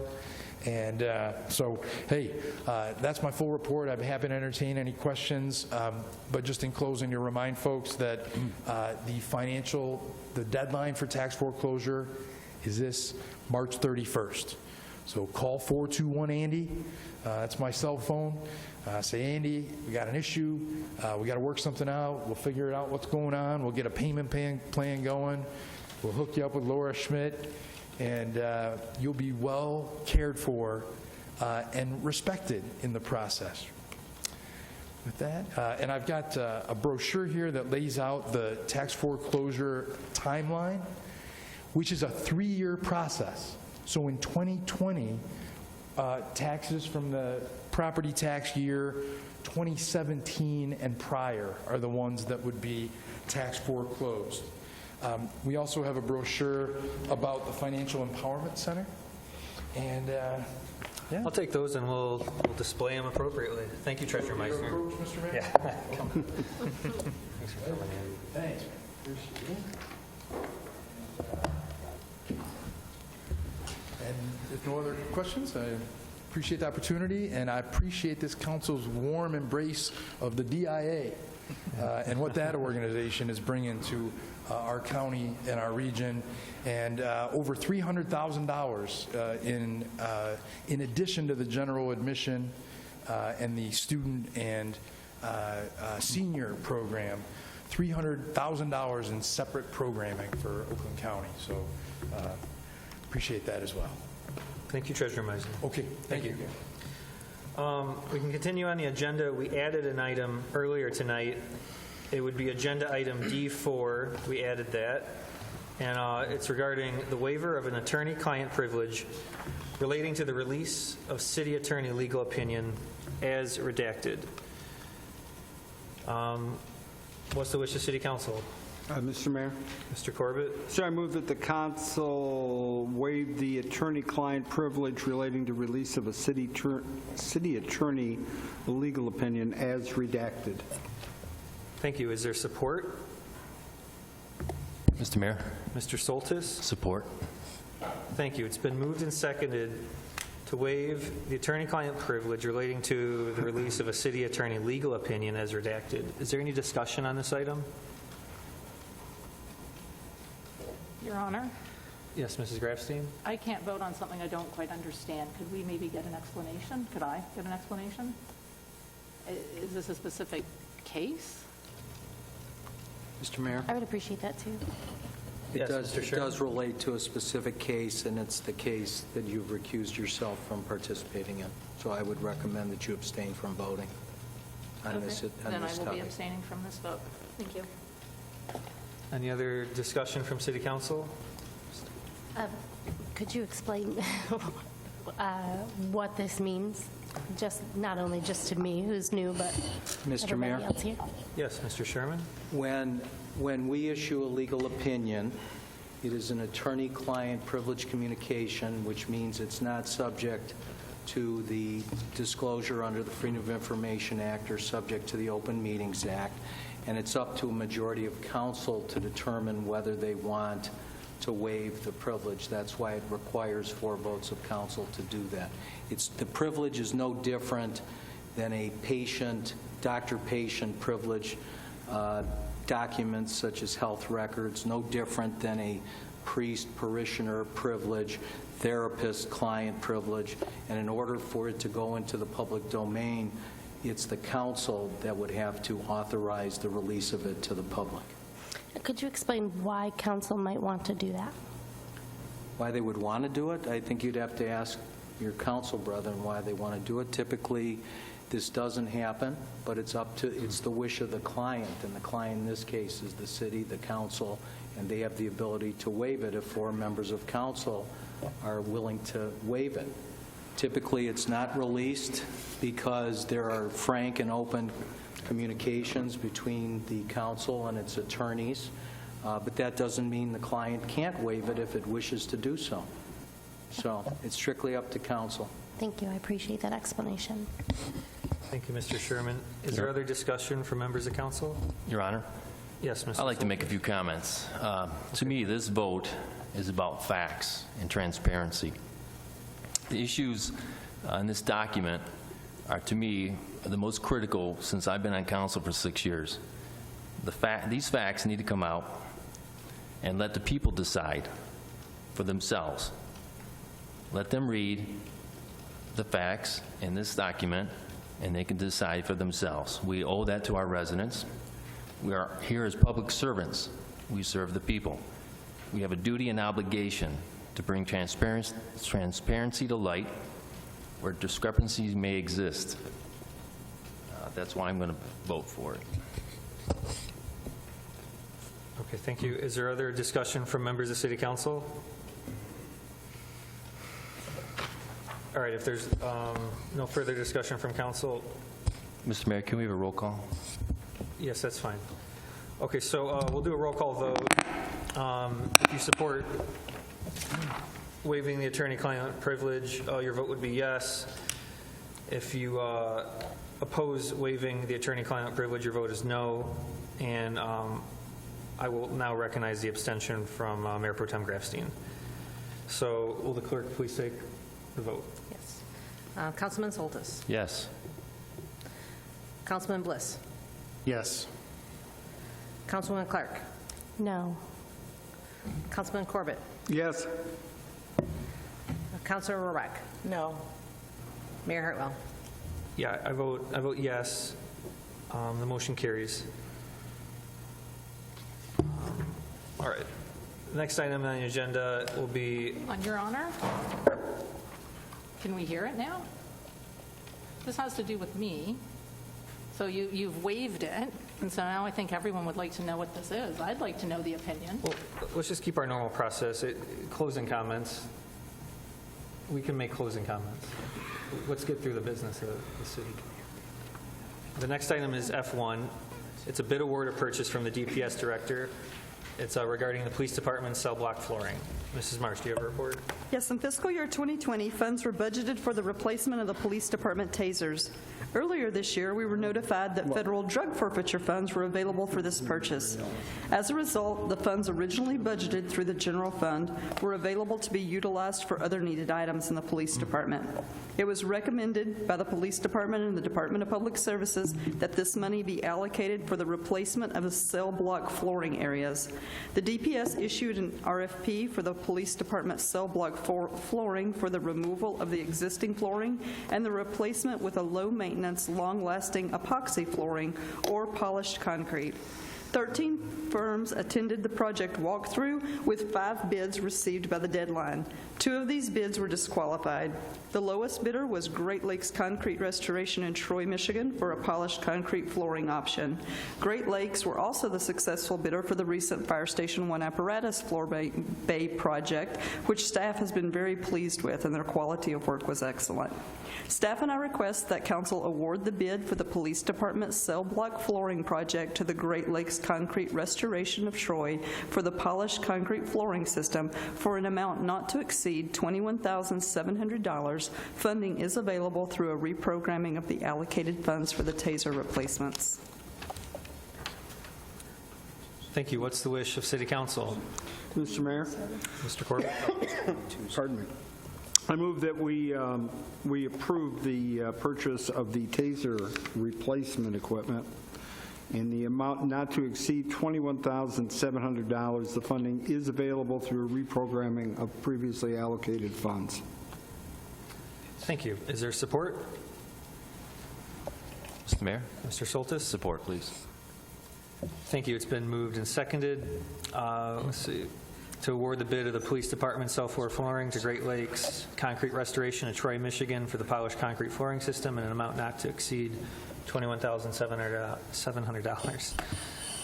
Mr. Mayor? Yes, sir. Does the maker of the motion and support agree it relates, this bid award relates to polished concrete flooring? They're just reprogramming the allocated funds from the taser replacement to use for the flooring. I'm sorry, I missed, what's the difference? How did I say it? You said the taser, for taser replacements. I thought your motion was to award it for taser replacements. Oh, okay. No, for all flooring from the taser account. Yes. I'm sorry. Yeah. Yes, that was my intention. I'm sure the second got that too. And I'll restate it. Thank you, Mr. Corbett and He's ahead of Soltis. me anyway, so. Allow me to restate the motion. It's been moved and seconded to award the bid for the Police Department cell block flooring project to Great Lakes Concrete Restoration of Troy, Michigan for the polished concrete flooring system in an amount not to exceed $21,700. Is there a discussion on this item? All right, let's vote. All in favor signify by saying aye. Aye. Those opposed say no. The motion carries. We have several ordinances under consideration tonight. The first is Agenda Item G1. It's Ordinance 2148 regarding medical marijuana facilities amendment on first reading. Mrs. Marsh, do you have a report? Yes, this ordinance amendment was created at the request of City Council and amends Section 7-310 of Article 16 of Chapter 7 that proposes the retroactively amendment to the location requirements for medical marijuana facilities in the city, to eliminate measurement language from the ordinance, and to provide for an official map published and relied upon by the city and the public as the official and controlling means in establishing the parcel-by-parcel locations allowed for medical marijuana facilities in the city. In August of 2019, the city awarded 2 co-located medical marijuana facilities license pursuant to Ordinance 2129, which authorized a limited number of medical marijuana facilities in the city. In October, a member of the public questioned whether the distance of the license for the medical marijuana facility, specifically located at 2 Ajax Drive, was within the 500 feet of a residential district. A response was submitted indicating that the city relied upon a GIS measurements and that the ordinance specifically identifies that the official map is controlling as to the established green zones in the city. This error occurred when adjacent GIS overlay was removed due to an exception in the ordinance, which created a map that placed 2 Ajax Drive within 500 feet of a residence. Thus, the parcel was included as an allowable parcel to locate a medical marijuana facility to the official map published by the city. However, 2 Ajax Drive is closer than 500 feet to a residential property. This fact was inadvertently missed in the final map that was published to the official green zone map. The official map was relied upon by the city, the public, and the applicants. Given the specific and stated intent of desire to avoid confusion and complication over ordinance language by not measuring separation distances and instead developing and relying upon an official map as the controlling means in establishing the parcel-by-parcel locations allowable for medical marijuana in the city, this ordinance amendment has been drafted by legal counsel. Because state law leaves each municipality to its complete discretion as to the location of facilities within its boundaries, the proposed ordinance amendment is appropriate to clarify and express the intent of legislation to designate the officially published map as establishing the parcels allowed for medical marijuana facilities in the city. If council wishes to amend this ordinance, the appropriate action would be to approve Ordinance 2148 to amend Section 7-310 of Article 16 of Chapter 7 regarding location requirements for medical marijuana on the first reading. Thank you. What's the wish of City Council? Mrs. Rohrbach? I move that council approves the ordinance 2148 to amend section 7-310 of Article 16 of Chapter 7 regarding location requirements for medical marijuana on first reading. Thank you. Is there support? Mr. Mayor. Mrs. Clark? I'll support. Thank you. It's been moved and seconded to approve on first reading Ordinance 2148, Medical Marijuana Facilities Amendment, which would amend Section 7310 of Article 16 of Chapter 7. Is there discussion from City Council? Your Honor? Yes, Mr. Soltis? I'd like to see why I'm going to vote against it. It's probably not a secret if you read the newspaper, but I think there's 3 families that are in that 500 feet. Did we contact them to even let them know that they're within that range, and now that if we change it that they're going to be affected? I don't think so. We never came out and had a public admitting that this happened from day one. The gentleman right there came up here, said what he said. He was absolutely right. We all kind of chuckled and said, no, you're wrong. And then we had to go back and say, yep, I guess you were right. To me, it's an enormous mistake. And I agree with the lady that spoke. I just can't see that this is a solution. Thank you. Thank you, sir. Is there other discussion from City Council? All right, let's vote. Mr. Mayor? Can we have a roll call? Mr. Corbett? Mr. Corbett, oh yeah, comments? Yeah. Been here 20 years, much to my surprise. 500 feet stopped meaning 500 feet. I was very surprised when I read some of the comments that that's arbitrary or discretionary. Much to possibly some disappointment among my friends, this was a much closer call for me on how to vote on 500 feet because I'm not unaware of the money issues involved. And I did take a position in favor of 2 licensed sites for medical marijuana. I'm very concerned by the precedence of this action. I'm very concerned by the mistakes that were made by the council. I'm very concerned by mistakes that were made through the city attorney's office, and I'm very concerned about the precedent this is going to set going down the road. Now, there are a few things that need to be put on the record. Certainly, it is possible the city may be, and I'm not a lawyer and I don't play one on TV, and so it's quite possible that there could be a lawsuit if this actually got turned down and they were forced either by court action or council action to lose that site. But I also know that up until this came up, the same attorney's office and the same counselors for the state MML has also assured cities time and time again that it is accepted law in the courts, the circuit courts of this county, that cities are immune from the mistakes of their employees as a general rule. For example, let's say I'm an electrical inspector and I go in and I say, yep, you wired the house correctly. And then for whatever reason, 6 months later, another inspector comes in and says, no, I'm canceling the C&O on here. Now, I grant you it's a long step from a $7 million investment to rewiring an electrical box. And that's exactly why we have the good minds that represent us and support us and advise us. But nonetheless, it's still a fact that I didn't get the memo that said that supposedly the map was going to supersede the plain wording of the ordinance. I would argue to the contrary that if you accept that interpretation, that the map supersedes, the map assumes that the wording, the ordinance assumes that the map is correct in its interpretation of the distance. In fact, it did not. So what you have is the city openly allowing in to a site a business which was not qualified to be there by the ordinance that this council adopted. And the only point extra that I want to make is that we didn't just pick 500 feet. That was what we used when we had a room full of people. And I know because I was the vote that gave you the original ordinance. And we said we will give a reasonable buffer, and we said 500 feet. We didn't go with 1,000, which a lot of times, I don't know if it still is, but traditionally that was the buffer between, say, bars and schools and certain types of industrial, heavy industrial, and higher density residential locations. But we went with 500 feet with a straight face. We all sat here and said 500 feet, and that was the ordinance that I supported. So it wasn't true. So I'm not insensitive, and I do appreciate the investment. I know the background of the people involved, and they're quality people. I can't give credence to some massive conspiracy necessarily. But I will say that I think this is bad precedent. I think we're going to face this again. I don't know when or where, but this council is going to be reminded of this position. It's going to be reminded of what it did here. And maybe it's going to want to say that 500 is 500.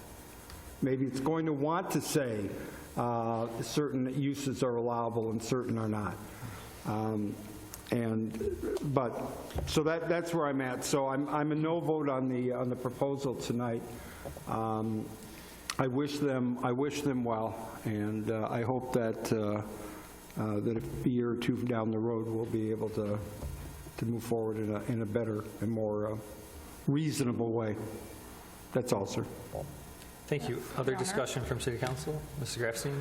Okay, so there seems to be a disconnect between the map and the distance. So approving this will take away the distance. But are there other properties on the map that are within 500 feet? And if there are, can those be located and ungreened? Your Honor. Yes. We had talked among staff about making, since you're referencing an official map, having council approve an official map upon second reading. So everybody knows what it is. It's the map that's online, but we'll bring that back to council before the second reading. If that's what council wants to do.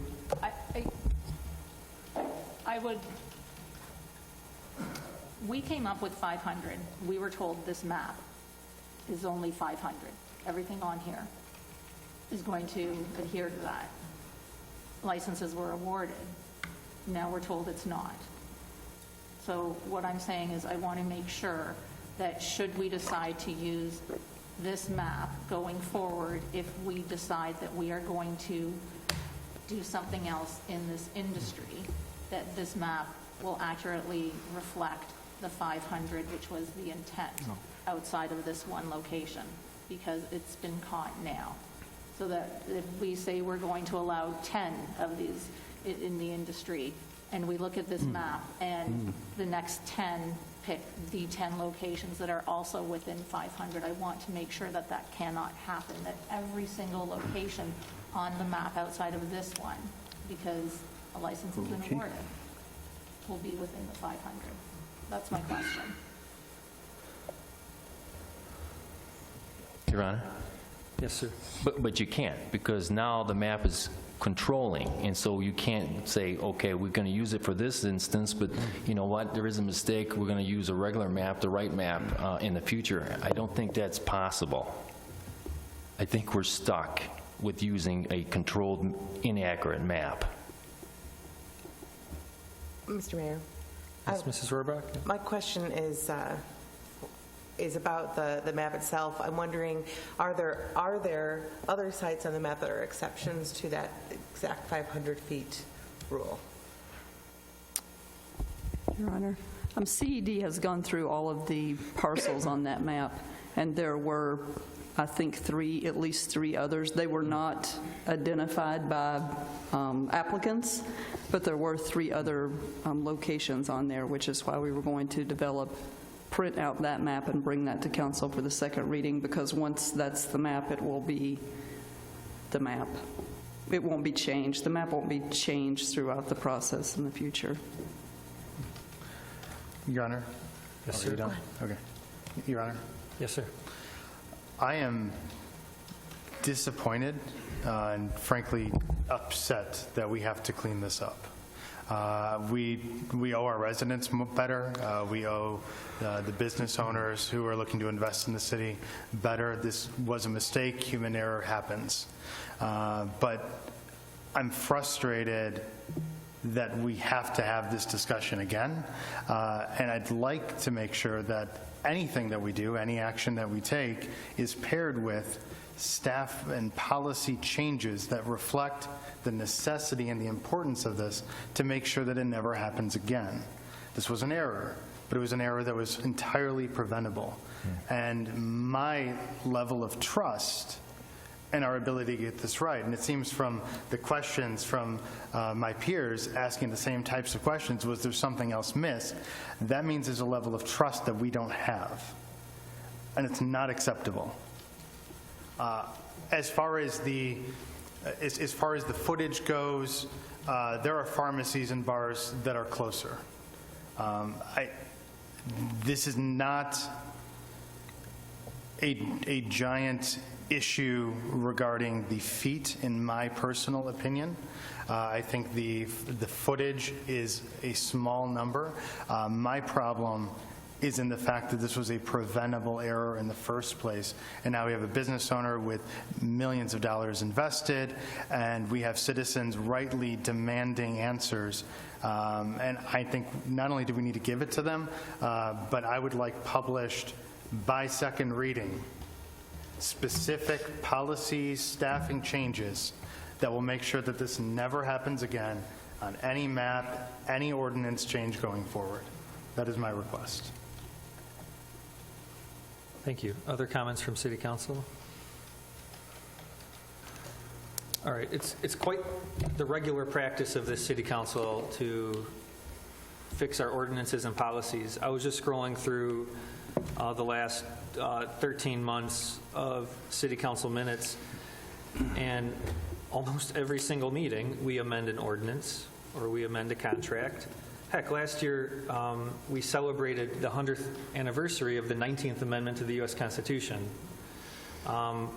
Sometimes laws are not written perfectly because humans write them and pass them and debate them.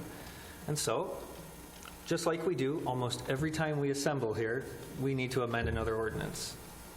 And I think this is a right fix. It's normal for our operation. It's normal for every government run by human beings. So I'm a yes vote. There was a request for a roll call vote? Please. Thank you, Mr. Soltis. So this is just, I'll restate the motion. This is the first reading of Ordinance 2148, an amendment to the medical marijuana facilities. A yes vote is to approve on first reading. A no vote is to oppose on first reading. So will the clerk please take the vote? Councilman Bliss. Yes. Councilwoman Clark. Yes. Councilman Corbett. No. Mayor Pro Tem Grafstein. Yes. Councilor Rohrbach. Yes. Councilman Soltis. No. Mayor Hartwell. I vote yes. The motion carries. The next ordinance for consideration is Agenda Item G2. It's Ordinance 2149. It's regarding unsolicited materials. It'd be the first reading. Mrs. Marsh, do you have a report? Yes, per the request of several council members, attached is a draft of a proposed ordinance amendment that amends restrictions on the placement of unsolicited written materials on property within the city. Currently, residents often receive unsolicited materials deposited in driveway approaches. This unsolicited material also migrates to public streets and other public property and is a nuisance, blight, and litter. The U.S. Court of Appeals Appeals recently issued a decision on this subject that gave municipalities guidance on constitutional and acceptable ordinance language that municipalities could enact to address this concern. This proposed ordinance amendment is substantially similar to and based on ordinance language that the U.S. Court of Appeals approved in that opinion. In summary, this ordinance requires that unsolicited written materials delivered to the premise are placed on a porch, if one exists, near the front door, securely attached to the front door, through a front door slot on the front door of the principal building or structure that's also used by the Postal Service, between the exterior front door, if one exists and is unlocked, and the interior front door, where permitted, in a distribution box located on or adjacent to the premises, adjacent to a postal box near the front door, or personally with the owner, occupant, or the leasee of the premises. Any person who places or who causes to be placed unsolicited written material in an area on or adjacent to the premises other than that set forth above shall be responsible for a civil infraction and a civil fine of $100. If council wishes to add this ordinance, the appropriate action would be to approve the ordinance 2149 regarding unsolicited materials on the first reading. Thank you. What's the wish of City Council? Your Honor. Mr. Mayor. Mr. Bliss. I move that we adopt ordinance 2149 on unsolicited materials on first reading. Thank you. Is there support? Mr. Mayor. Mr. Corbett. Support. It's been moved and seconded to approve on first reading ordinance 2149, the matter regarding unsolicited materials. Is there discussion from City Council? Your Honor. Yes, sir. Having stepped over one of those unsolicited materials on my way to my car, which is in the street this morning, that this one speaks to me. I was one of the ones to request it. I know many of my peers on council have as well.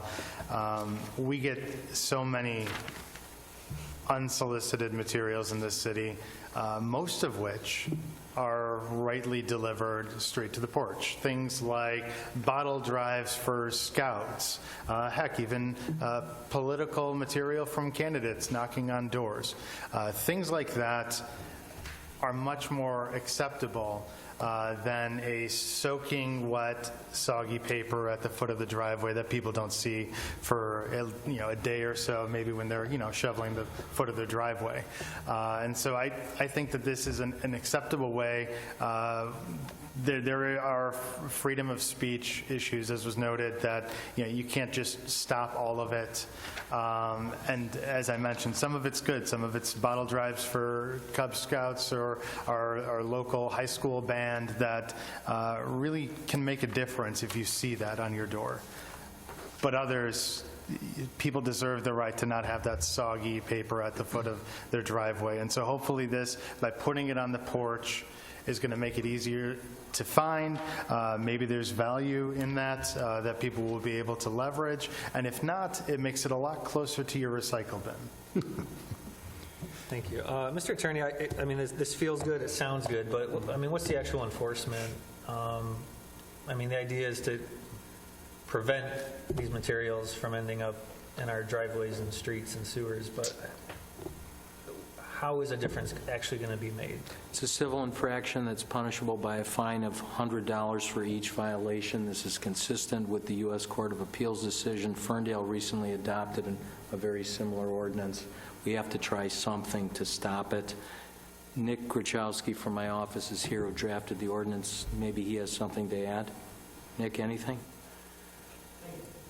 Mr. Mayor. Thank you, Nick. Enforcement. To answer your question, obviously enforcement is a tricky situation, given that you generally have to try to catch the person delivering these papers at all hours of the morning or day to write them a ticket. We've drafted this. We're going to be working with the chief who just arrived with regard to enforcing at a street level from police perspective, but also working with and possibly citing the companies themselves or the representatives of companies themselves to try to send the message that you need to comply with this proposed ordinance so the materials make it in to a more acceptable place, such as a porch, as opposed to in a driveway where then it can become litter or migrates into the roads or the sewers or the storm drains, more so the storm drains. So obviously, our office will be working closely with the police to try to come with effective measures to realistically enforce this, which will include, at some point in time, reaching out in some form or fashion to the actual organizations or companies responsible for these publications. Thank you. Mr. Mayor? Yes, sir. Good? Thank you. No. I just, oh, I'm sorry, you're, okay. I wanted to just make the point that it's funny that this came up when it did. I've noticed an uptick in a number of comments that have come to me, and I've seen online and other places just recently. In fact, it was one of the items I was going to mention tonight, these materials finding their way in the street. And the problem is that they accumulate. You know, the people who are either on vacation or just figure it's not my problem and leave it, it becomes this big plastic paper, ice, snow melt thing this time of the year. And it really does become a hazard in a lot of cases. So I'm very happy for that. I suppose, like anything else, to the mayor's point, it's one of those things you're just going to have to, if you have somebody who insists on violating the law and ignore it, then you're just going to have to beat them over the head and write them a whole bunch of tickets and hope that eventually either they'll get tired of paying the tickets or the judge is going to get tired of seeing them in front of them, and so the matter will be resolved. So thank you very much to staff. This is very timely, so thank you. Mr. Mayor. Yes, Mrs. Roebuck? I just want to also say I know that I've talked to a lot of people who are seniors, having a hard time. My father is one. He cannot get out and walk in a snowy situation. He will fall down. And so those papers can pile up at the end of his drive here in Madison Heights quite often. It's frustrating. In addition, I've had neighbors who want to be good neighbors, and they get out there and they snowplow like an entire city block worth of people's, their sidewalks and driveways and things like that, and they're good neighbors, but they have come to me and said, I can't do it anymore. Those papers tear up my snowblower and have caused that problem and caused them incurred a lot of damages to their property. So I'm really happy that we're doing this. Thank you. Thank you. Other comments? Your Honor. Mrs. Grafstein? I'm very happy that we are doing something. I saw that Ferndale did this a few months ago, and I think myself, along with many others, contacted the staff and said, hey, if they're doing it, why can't we? And then today, I had somebody who called me, and they said, I need you to do something about this. And I said, we're already on it. Come to the meeting tonight. We're already on it. So I think this is good. I did let them know that this is the first reading. There will be a second, and then there's usually a time period afterwards. So this is not going to change tomorrow, but it will change in a month or two, however long that time period is. And Mr. City Attorney, just so we're not impinging on anyone's freedom of speech, what are the constitutional underpinnings and the actual legal purposes for us to pass this? Nick, you want to? Yeah, thank you, Nick. I did attach to the agenda item the wonderful United States District Court of Appeals opinion that I know you all carefully read and scrutinized, which actually answers your question, Mayor. The court did examine balancing somebody's First Amendment constitutional rights to freedom of speech with a city's ability to regulate those. And the language in our ordinance specifically mirrors the language that the U.S. Court of Appeals cited with approval, that was an acceptable restriction on the First Amendment rights of speech to the folks delivering these materials to properties. So in broad terms, we use the exact same language that were used by the Court of Appeals to draft the ordinance, so we're confident because it complies with that ordinance, and the language is the same as what was used in the ordinance in that particular case. We're confident if challenged, it would meet the same fate as the court case that was attached to the agenda item. Thank you very much. Thank you. Is there other discussion from City Council? All right, let's vote. All in favor signify by saying aye. Aye. Those opposed say no. The motion carries. The next ordinance for review is item G3 on the agenda. It's ordinance 2150. It's the first reading of the matter for police employment standards. Mrs. Marsh, do you have a report? Yes, the Police Department has requested an ordinance amendment that updates the current Madison Heights Code of Ordinances pertaining to the legally required section and employment standards for law enforcement officers. Currently, Chapter 20, Article 2 of Section 20-17 of the Code of Ordinances defines specific minimum employment standards for law enforcement officers, which is required by state law. However, over the years, the state law and state administrative rules concerning these standards have changed, and our Code of Ordinances need to be updated to stay current and consistent with these constantly changing standards. Therefore, attached for your consideration is a proposed amendment to the City of Madison Heights Code of Ordinances that adopts by reference the legally required state selection and employment standards for law enforcement officers. Rather than define the specific standards in the proposed ordinance amendment, we have drafted an ordinance that adopts by reference the applicable standards contained in the rules of the Michigan's Administrative Code and any future amendments of those rules. By doing so, each time the administrative rules are changed or amended by the state, this section automatically references and refers to those rules without the need to be amended in the Code of Ordinances. This avoids the necessity of amending our Code of Ordinances each time the administrative rules are updated by the state. If council wishes to add this ordinance, the appropriate action would be to approve Ordinance 2150 regarding police employment standards on first reading. What's the wish of council regarding this? Mr. Mayor? Mr. Corbett? So I move that the council adopt the recommended ordinance 2150 entitled Police Employment Standards Ordinance. Thank you. Is there support? Your Honor. Mrs. Grafstein? Support. Thank you. It's been moved and seconded to approve on first reading an amendment to one of our ordinances. This will be Ordinance 2150, the Police Employment Standards. Is there any discussion from council? Okay, let's vote. All in favor signify by saying aye. Aye. Opposed, say no. Motion carries.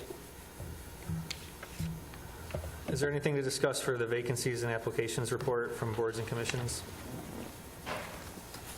All right, we can go to minutes. What's the wish of City Council regarding the special City Council meeting minutes of 1/27/20?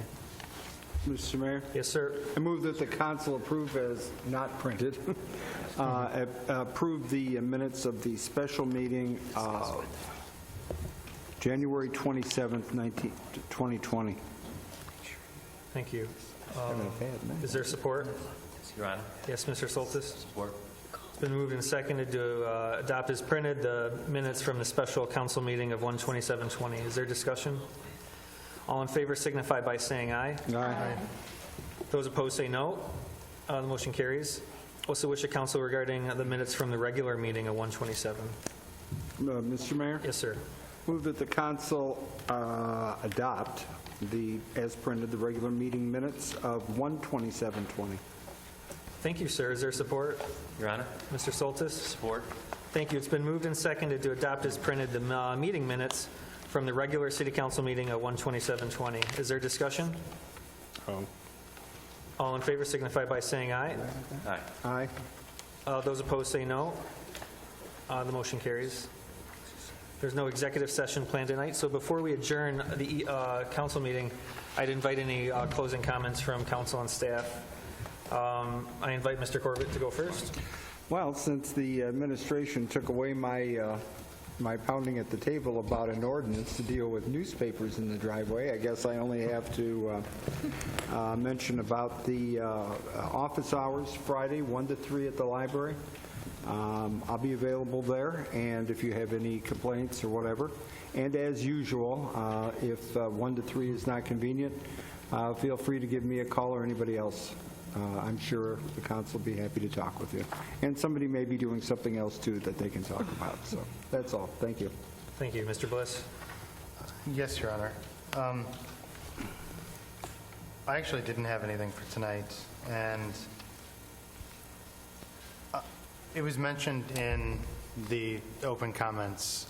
A member of the public was referencing the last meeting, wanting to know what's going on. I'm at a loss. So I will speak directly to my counterparts. I'm at a loss over last meeting. In my discussion, in my closing comments, I was talking about the amazing people on that wall back there, including two members who are sitting in our audience right now, former Councilman Rich Clark and former Councilwoman Margene Scott, who served with so much dignity and honor. And that was my comment. And I talked about naming conventions for things like our parks and our meetings, and I talked about the people on that wall. Not 10 minutes later, was, I don't even know how to categorize it, but what I will say is tonight in a 4-3 vote, there was a legal opinion that we remove the attorney-client privilege so that our residents can see with full transparency what was going on, what led to that discussion. And I would just ask that my peers on council, as you speak, I believe that the members of the public and the members of council deserve an apology. I personally feel that there is an apology that is due. There are discrepancies between the comments that were made publicly, specifically saying twice that on January 23rd, Mayor Pro Tem Grafstein found out about the lawsuit that she was a party to against the city. In this legal opinion, this says there was a conversation just before Thanksgiving, as well as an email sent to the city manager with a copy to the city attorney on December 5th that says, I would like to recuse myself from the flood litigation. My house is part of the class action lawsuit. I believe we have a duty to the public to be honest and transparent. It's very unusual that we would remove attorney-client privilege, and in this case, I believe that it was necessary. We didn't have comments at the time because we couldn't discuss what was in it. But I will end with this. Mayor Pro Tem Grafstein has done a phenomenal job. I was proud to attend her fundraiser a couple months back, and I believe that she has done and will continue to do a lot of good work for the city. I would advise and encourage not to let this one issue get into the way of the lifetime of service that you've been putting towards this community and others. Please, let's move on. As a council, let's own up to the differences in the facts that are related here. And I do believe that the public and the council deserves an apology for some of the accusations that were made and some of the mistruths that were said. That's it, Your Honor. Thank you. Mrs. Rohrbach?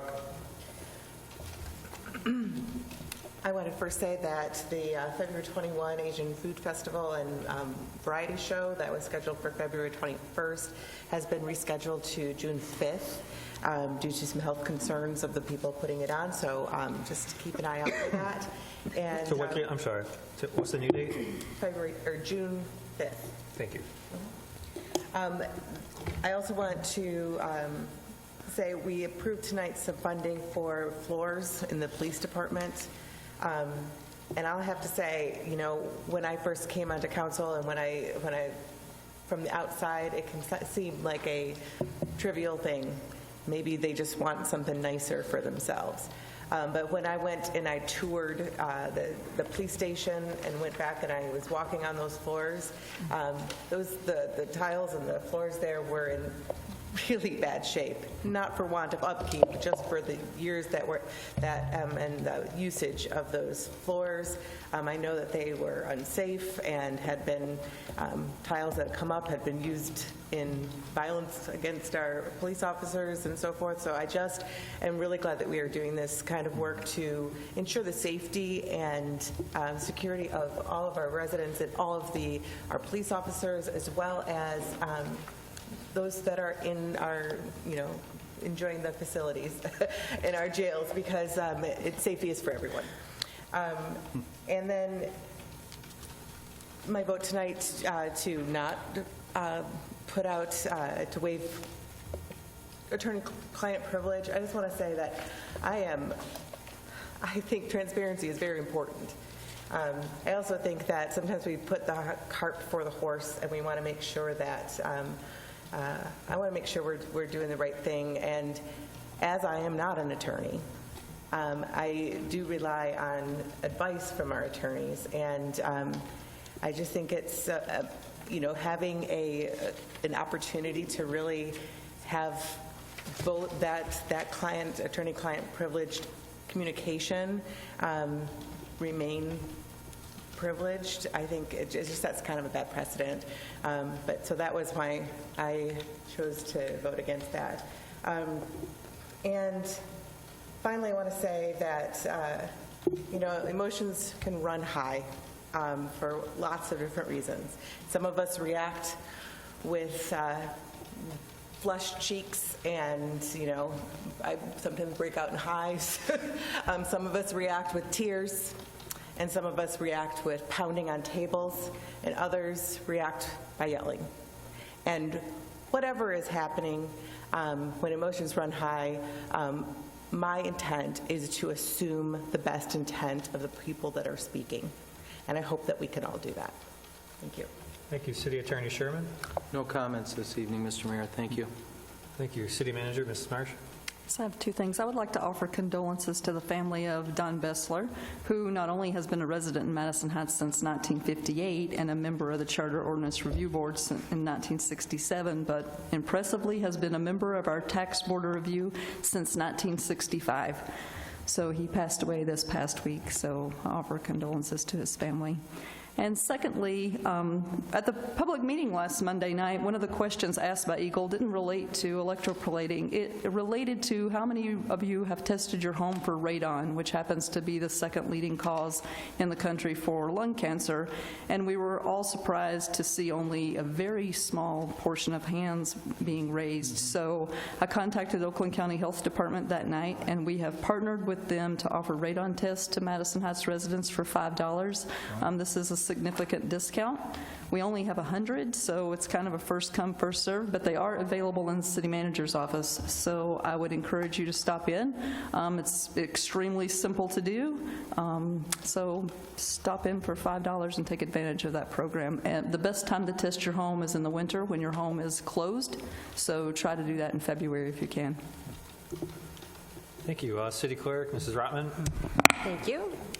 Just a reminder that the presidential primary election is coming up on March 10th. The polls will be open from 7 a.m. to 8 p.m. A reminder also that you must choose what ballot style you want, whether you're voting absentee or in person. So you'll have to choose either vote on a Democratic ballot, a Republican ballot, or a proposal-only ballot. I wanted to let everybody know, and there's also something on our Facebook page and our website, that the envelopes have changed for the absentee ballots. When you get your ballot, which we mailed last week, it'll be in this blue and white envelope, so please look for this. Don't think that it's junk mail. This is what your ballot is in. We're going to try for the first time pop-up office hours for the clerk's office on Thursday, February 20th. From 4:30 to 7 for election business only. We'll be taking your applications. Come in and get an application for your absentee ballot. We can issue ballots that evening, and we'll accept voter registrations as well. And then I also wanted to express my condolences also for the Bessler family. Marie has been a longtime election worker. Don's wife, and Amy, works in our office. So it was a sad week for us. Thank you. Thank you. Mrs. Grafstein? Thank you. Okay, so I have not had a chance to read the legal opinion, but I feel that I need to address this. And I don't have access, for whatever bizarre reason, I don't have access to the city email when I'm here.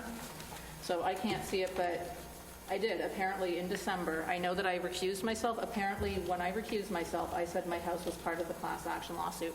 I was wrong.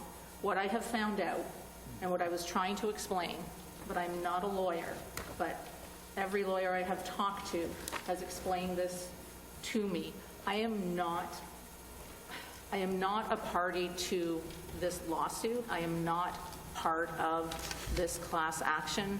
What I did, about the numbers, I can't get a straight answer on the numbers, somewhere between 2,000 and 3,000 people did, was we filled out, I didn't bring it with me, but that form that the city sent out saying, do you want to claim damages, which is not suing. So I did that in 2014, and that got denied.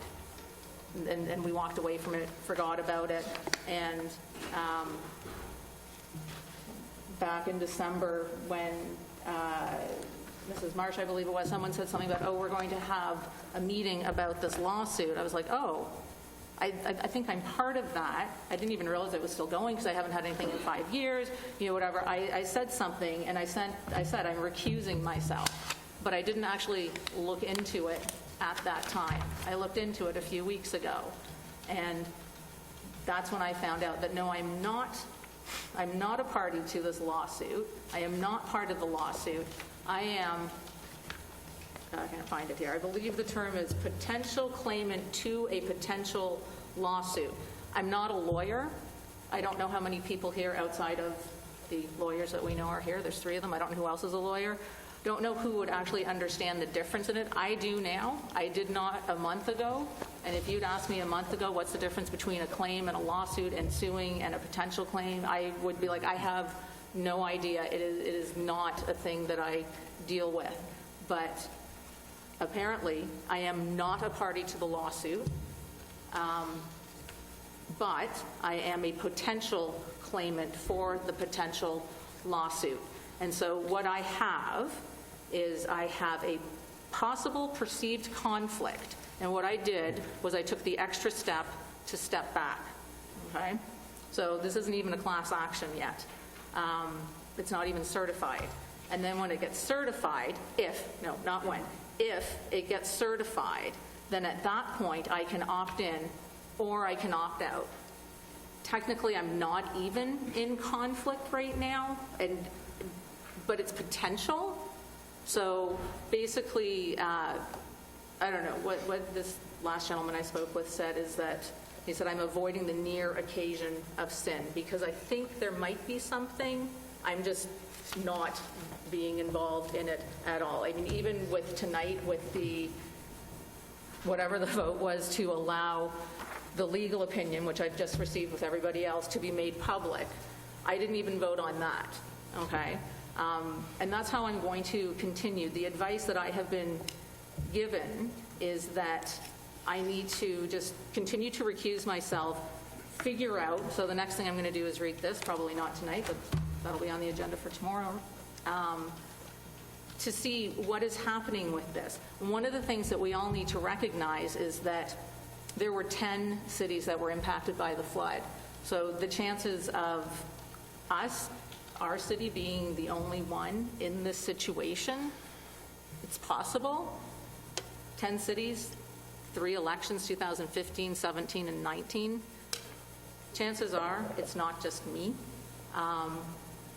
But I don't know what else to say with this. I've got this, I can look at it. My intent and the advice that I have been given is to continue to recuse myself and just figure this out, okay? And that's what I'm trying to do. I'm sorry if I upset people. I was very emotional last time because the way this was being messaged to me was that there was something nefarious going on. And I don't know why. I'm trying to think of the best way to explain this because, okay, so we filed a claim with the city. That's public knowledge. I did that. That's my First Amendment right. Like I said, 2,000 to 3,000 people did that. And what also happened was we received these letters from the lawyer, not my lawyer, not a lawyer who represents me, a lawyer I don't think I ever heard of until a couple of weeks ago, although I guess they sent me this letter, so I would have seen it then 5 years ago. And whatever it said was, do you want to sue the city? And we didn't, so we pitched the letter and we moved on. Now, if we had said, yes, we're going to join this lawsuit or be part of this lawsuit, or however that works, we would have been receiving updates. And then I definitely would have known what was going on, and perhaps I would have even known the wording, but we didn't. So when this came up a couple of months ago that there was going to be a meeting about it, I was like, this seems familiar. So I recused myself, and apparently I said I was part of the lawsuit. That is incorrect. I will be sending an email tomorrow correcting that. So, because I'm not part of the lawsuit, but I am a potential claimant, and now that I know the words, I can use them properly. It's a whole language, lawyer talk. So I apologize if I've upset anybody. Unfortunately, the way the message came to me, it seemed as though I was being accused of hiding something. I wasn't hiding anything.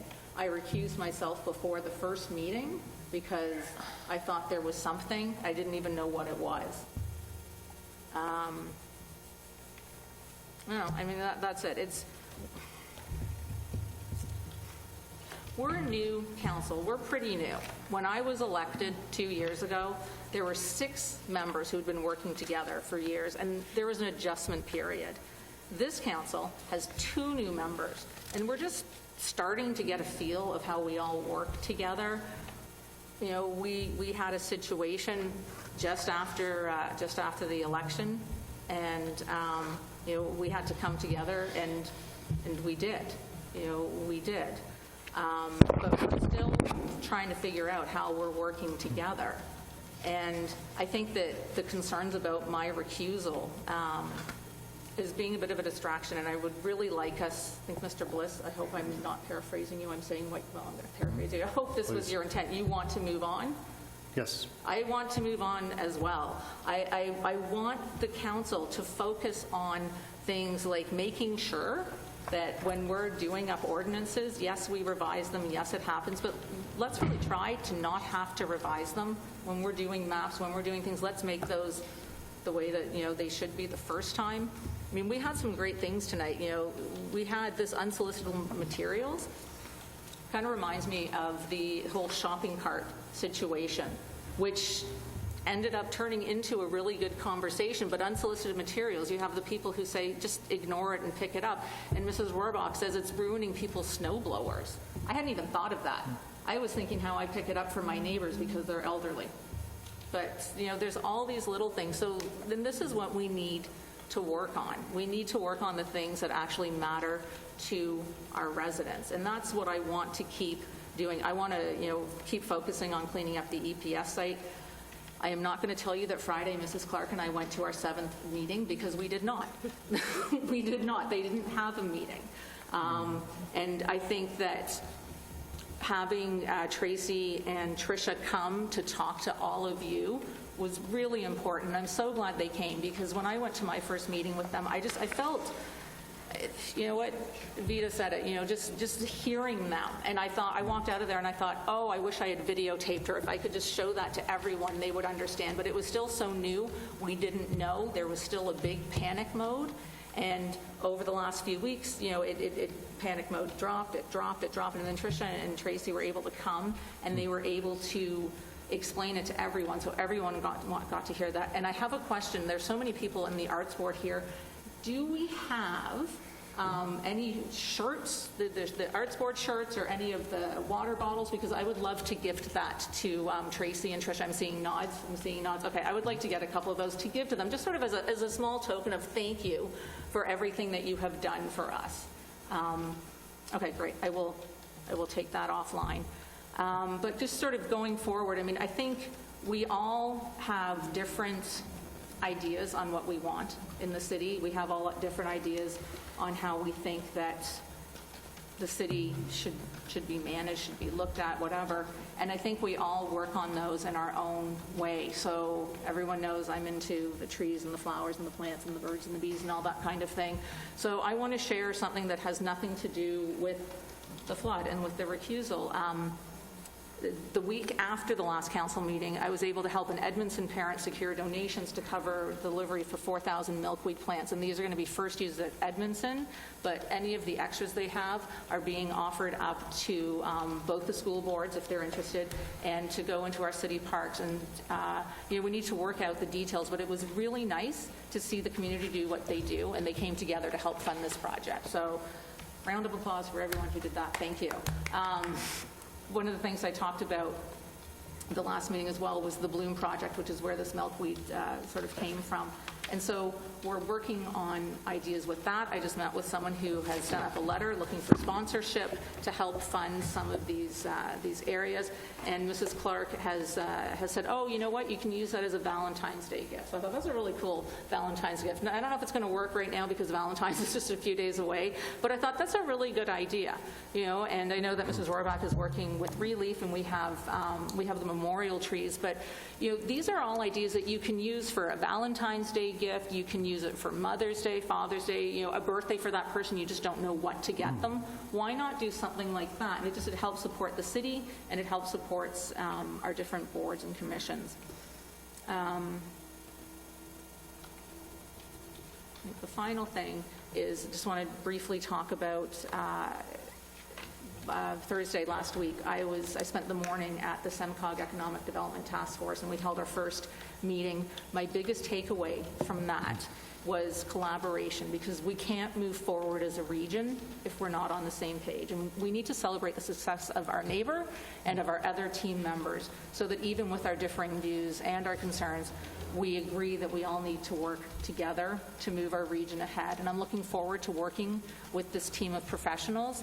I'm looking forward to seeing how our council, our new council, how our different personalities and our different passions come to play, because we all have, or I hope, but I think we do, we all have the same goal of moving the city forward.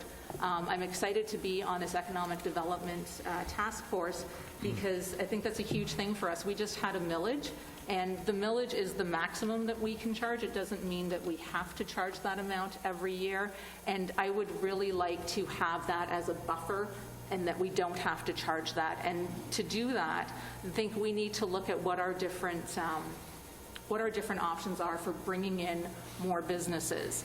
And big reason I was in favor of allowing the medical marijuana industry to come into the city was for economic development.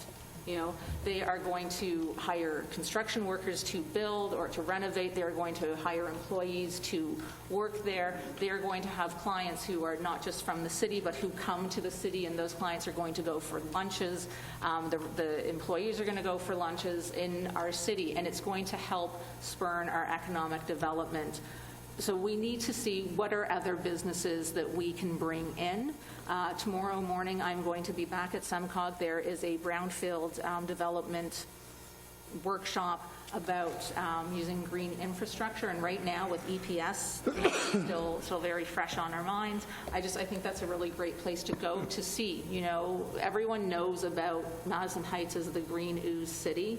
And, we have a lot of contaminated sites. What would you like to build here? So thank you. And again, I'm sorry I'm sorry about that. Your Honor, would you give me a quick follow-up? No. Wait to the end. Yeah, Mrs. Clark? Thank you. I appreciate that, Mr. Mayor. So I spent 13 years in marketing and data analytics, so numbers do a pretty big thing for me. So when I can lay them all out and add them all up and show you and prove to everybody what it means, I get pretty excited about it. So on February 3rd, we all met at the public forum in the Madison High School auditorium, which seats 500 people. The building was full. Senator Jeremy Moss filmed the whole entire public forum live and posted it on Facebook for everyone to see. Our city published that live feed to our city feed, and our residents were able to watch it through there. From Jeremy Moss's video, 11,000 additional residents were able to participate and watch that forum. I also filmed it live, and 1,500 residents were able to watch it from my Facebook page. So we're at 12,500, 13,000 residents, including the people who were physically there, none of which would have been possible if it weren't for our government's new stance on using social media to communicate with our residents. I cannot be more proud of the tools that we are able to use to communicate with more residents, to reach more residents than we can by phone, than we can door to door, than we can by mail, and than we can by email, all at one time. We're very fortunate to have that level of communication in our city, and I'm really proud that the city has started to take a stance to use those tools more often. On social media, not only can you follow the city and what it's got going on, but there are dozens of groups dedicated to just the Madison Heights community. You can find groups that include the city of Madison Heights, you can find groups for your neighborhood, you can find groups for your street, where you can communicate specifically with people about your specific concerns. I'm a huge social media nerd, I'm a huge data nerd, and I'm excited to be able to bring my experience with that to help consult people on city council and people within the city to get the most out of that tool as possible. And I think our residents will agree that we've been able to communicate a lot more and be a lot more transparent about a lot of our issues since we've started implementing that. That being said, I have zero regrets or remorse for jumping to the defense of Rosalind Grafstein, our mayor pro tem. And the reason for that is because we were waiting for the legal opinion to even discuss the matter. But for weeks, or at least a week or more, Rosalind Grafstein had fear and intimidation used to try and get her to resign her spot as mayor pro tem, and I thought it was absolutely disgusting, and I thought it was absolutely inappropriate from 4 members of our city to make her feel that way. It takes a lot to get someone who is normally conducted so well to get to a point to scream in a public forum. That's not something that you do because you had a bad day. That's something that you do because something has brought you to an emotional breaking point where you feel like it's necessary to behave that way in public. So I don't have remorse for jumping to her defense in that. And to sort of wrap it all up, once Rosalind is able to go through this report, I think she'll be happy to learn the only important part of the report, which is at the very end, which says even though she failed to notify council of her potential class claimant status in a timely manner, in our legal opinion, it does not prejudice the city's ability to exclude her from any settlement or judgment, or rise to the level of misconduct in office which warrants removal as defined by the charter or state statutes. And I'm proud of that because I'm excited to see that the mayor pro tem can finally relax and continue her job at being the greatest pro tem this city has ever seen. Oh, I have a couple more things. So there's just a few events that are happening, and you can find out more about these on Facebook, but one of the more important ones, Green Garden Child Care Center is holding open interviews tomorrow at 8 a.m. So if you have early childhood experience, you can show up there and do an open interview and maybe get a job. The Downtown Development Authority is having a board meeting tomorrow at 8 a.m. here in City Hall. Yes? Okay. The Active Adult Center is hosting Adventures in Cooking tomorrow at 10 a.m. And Wednesday at 7 p.m., the Active Adult Center is hosting coffee concerts, which I hear is going very well, and people are having a really great time at those. So those are just some of the events that are happening in the city. If you want to know more exciting things that are happening in the city, I encourage you to get on Facebook and check it all out. Thank you. Mr. Soltis? Yes, Your Honor. Thank you. The diaper bank, so that's still going. We need help. Please reach in your heart and try to make a donation. I partnered with a larger diaper bank in Metro Detroit area, but they still, it's not, I appreciate the diapers and the donations, but it's not a month's worth, so that's why we still got to collect more diapers. And also, I'm finding out that the WIC for moms with infants, it doesn't last a whole month. So I keep getting just as many requests for formula. So whatever you can do, we greatly appreciate it. It goes directly to them. Like I said, I drive it over, or they pick it up at 4 C's Child Care. So it's a great need. Take a look at our current president and his budget. I recommend mostly seniors take a look at that. And if you look, he's attacking our safety nets. So I suggest you take a look at that before you vote and get a good idea of what you're really voting for. And so last time I kind of made a comment about my mic foam. So I got 2 now, especially one with my name or my picture inside the box. So that was very creative of him. Thank you. What's his name? Yes. Yes, yeah, thank you. But can we do something about my chair? Because the armrest is going to fall off. So I don't know. That's all, Mayor. Mr. Mayor. Thanks. Mr. Bliss? Yes, Your Honor. I appreciated Mayor Pro Tem Grafstein's remarks. I appreciated the apology in this, and I'm sure you'll review it. There's a section that talks about an affidavit that the city attorney's office has asked you to sign that would waive any financial potential windfall from the case, effectively removing you from it. Would that be something that you'd be willing to sign to be able to allow us to move on? It's unusual to have a conversation. Your question can be asked rhetorically.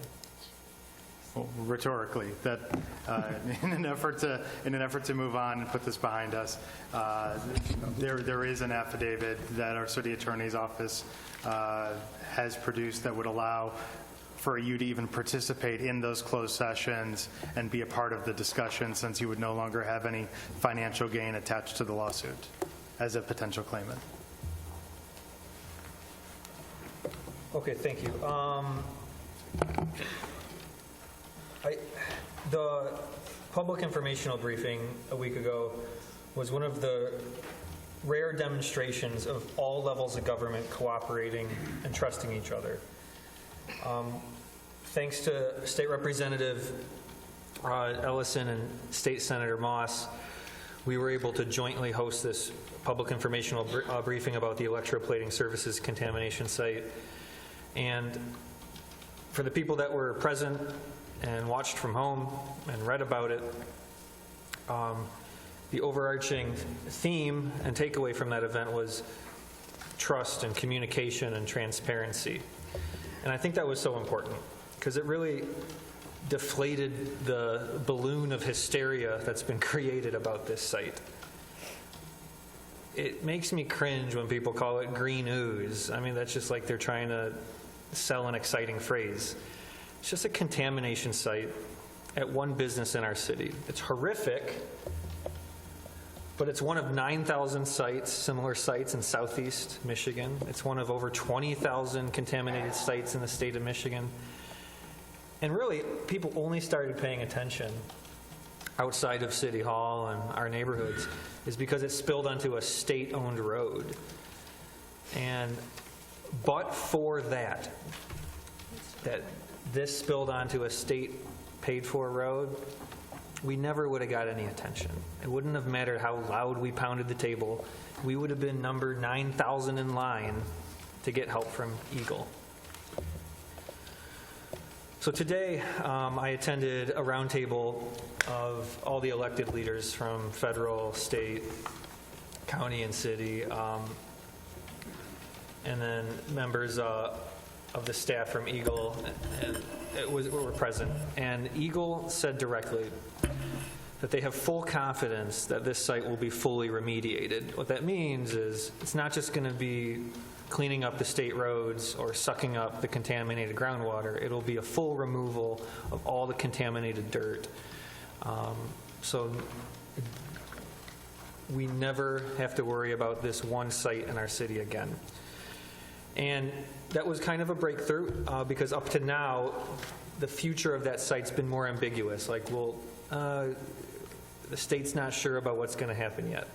What has changed is the governor's budget proposal, which includes an additional $20 million of statewide funding for projects like this. And also, our congressional leaders have promised $2 million of emergency funding from the federal government to respond to this situation.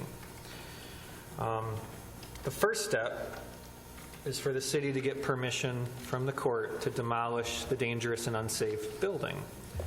That's always been the extent of the city's reach. We can enforce our building code. So of course we're enforcing our building and fire safety codes to remove this building from the face of the earth. Unfortunately, Mr. Sayers is fighting us in court. He does not want the building demolished.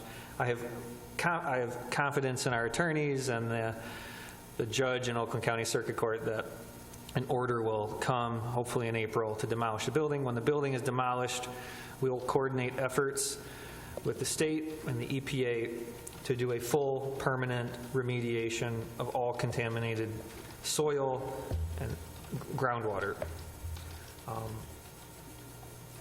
And so really the public should have confidence that the government is paying attention, that the government listens to each other, that there's cooperation across different government offices.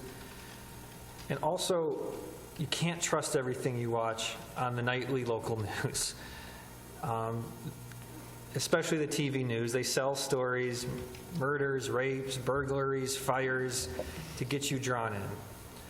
And I think what this public informational briefing demonstrated to the public is that this is under control, the problems are understood, and there's going to be professional scientists and engineers that continue to do the job.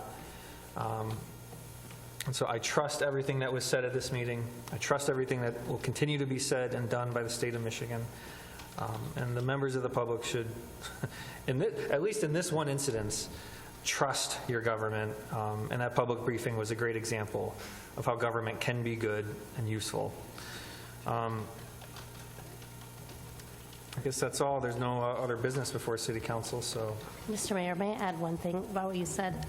Tricia actually told me that she has never in her lifetime seen a city come together to get as organized as she saw our city come together and to see action happen as quickly as it did in our city, and that she was really proud to be working with us. All right, thank you. The meeting's adjourned. Yeah.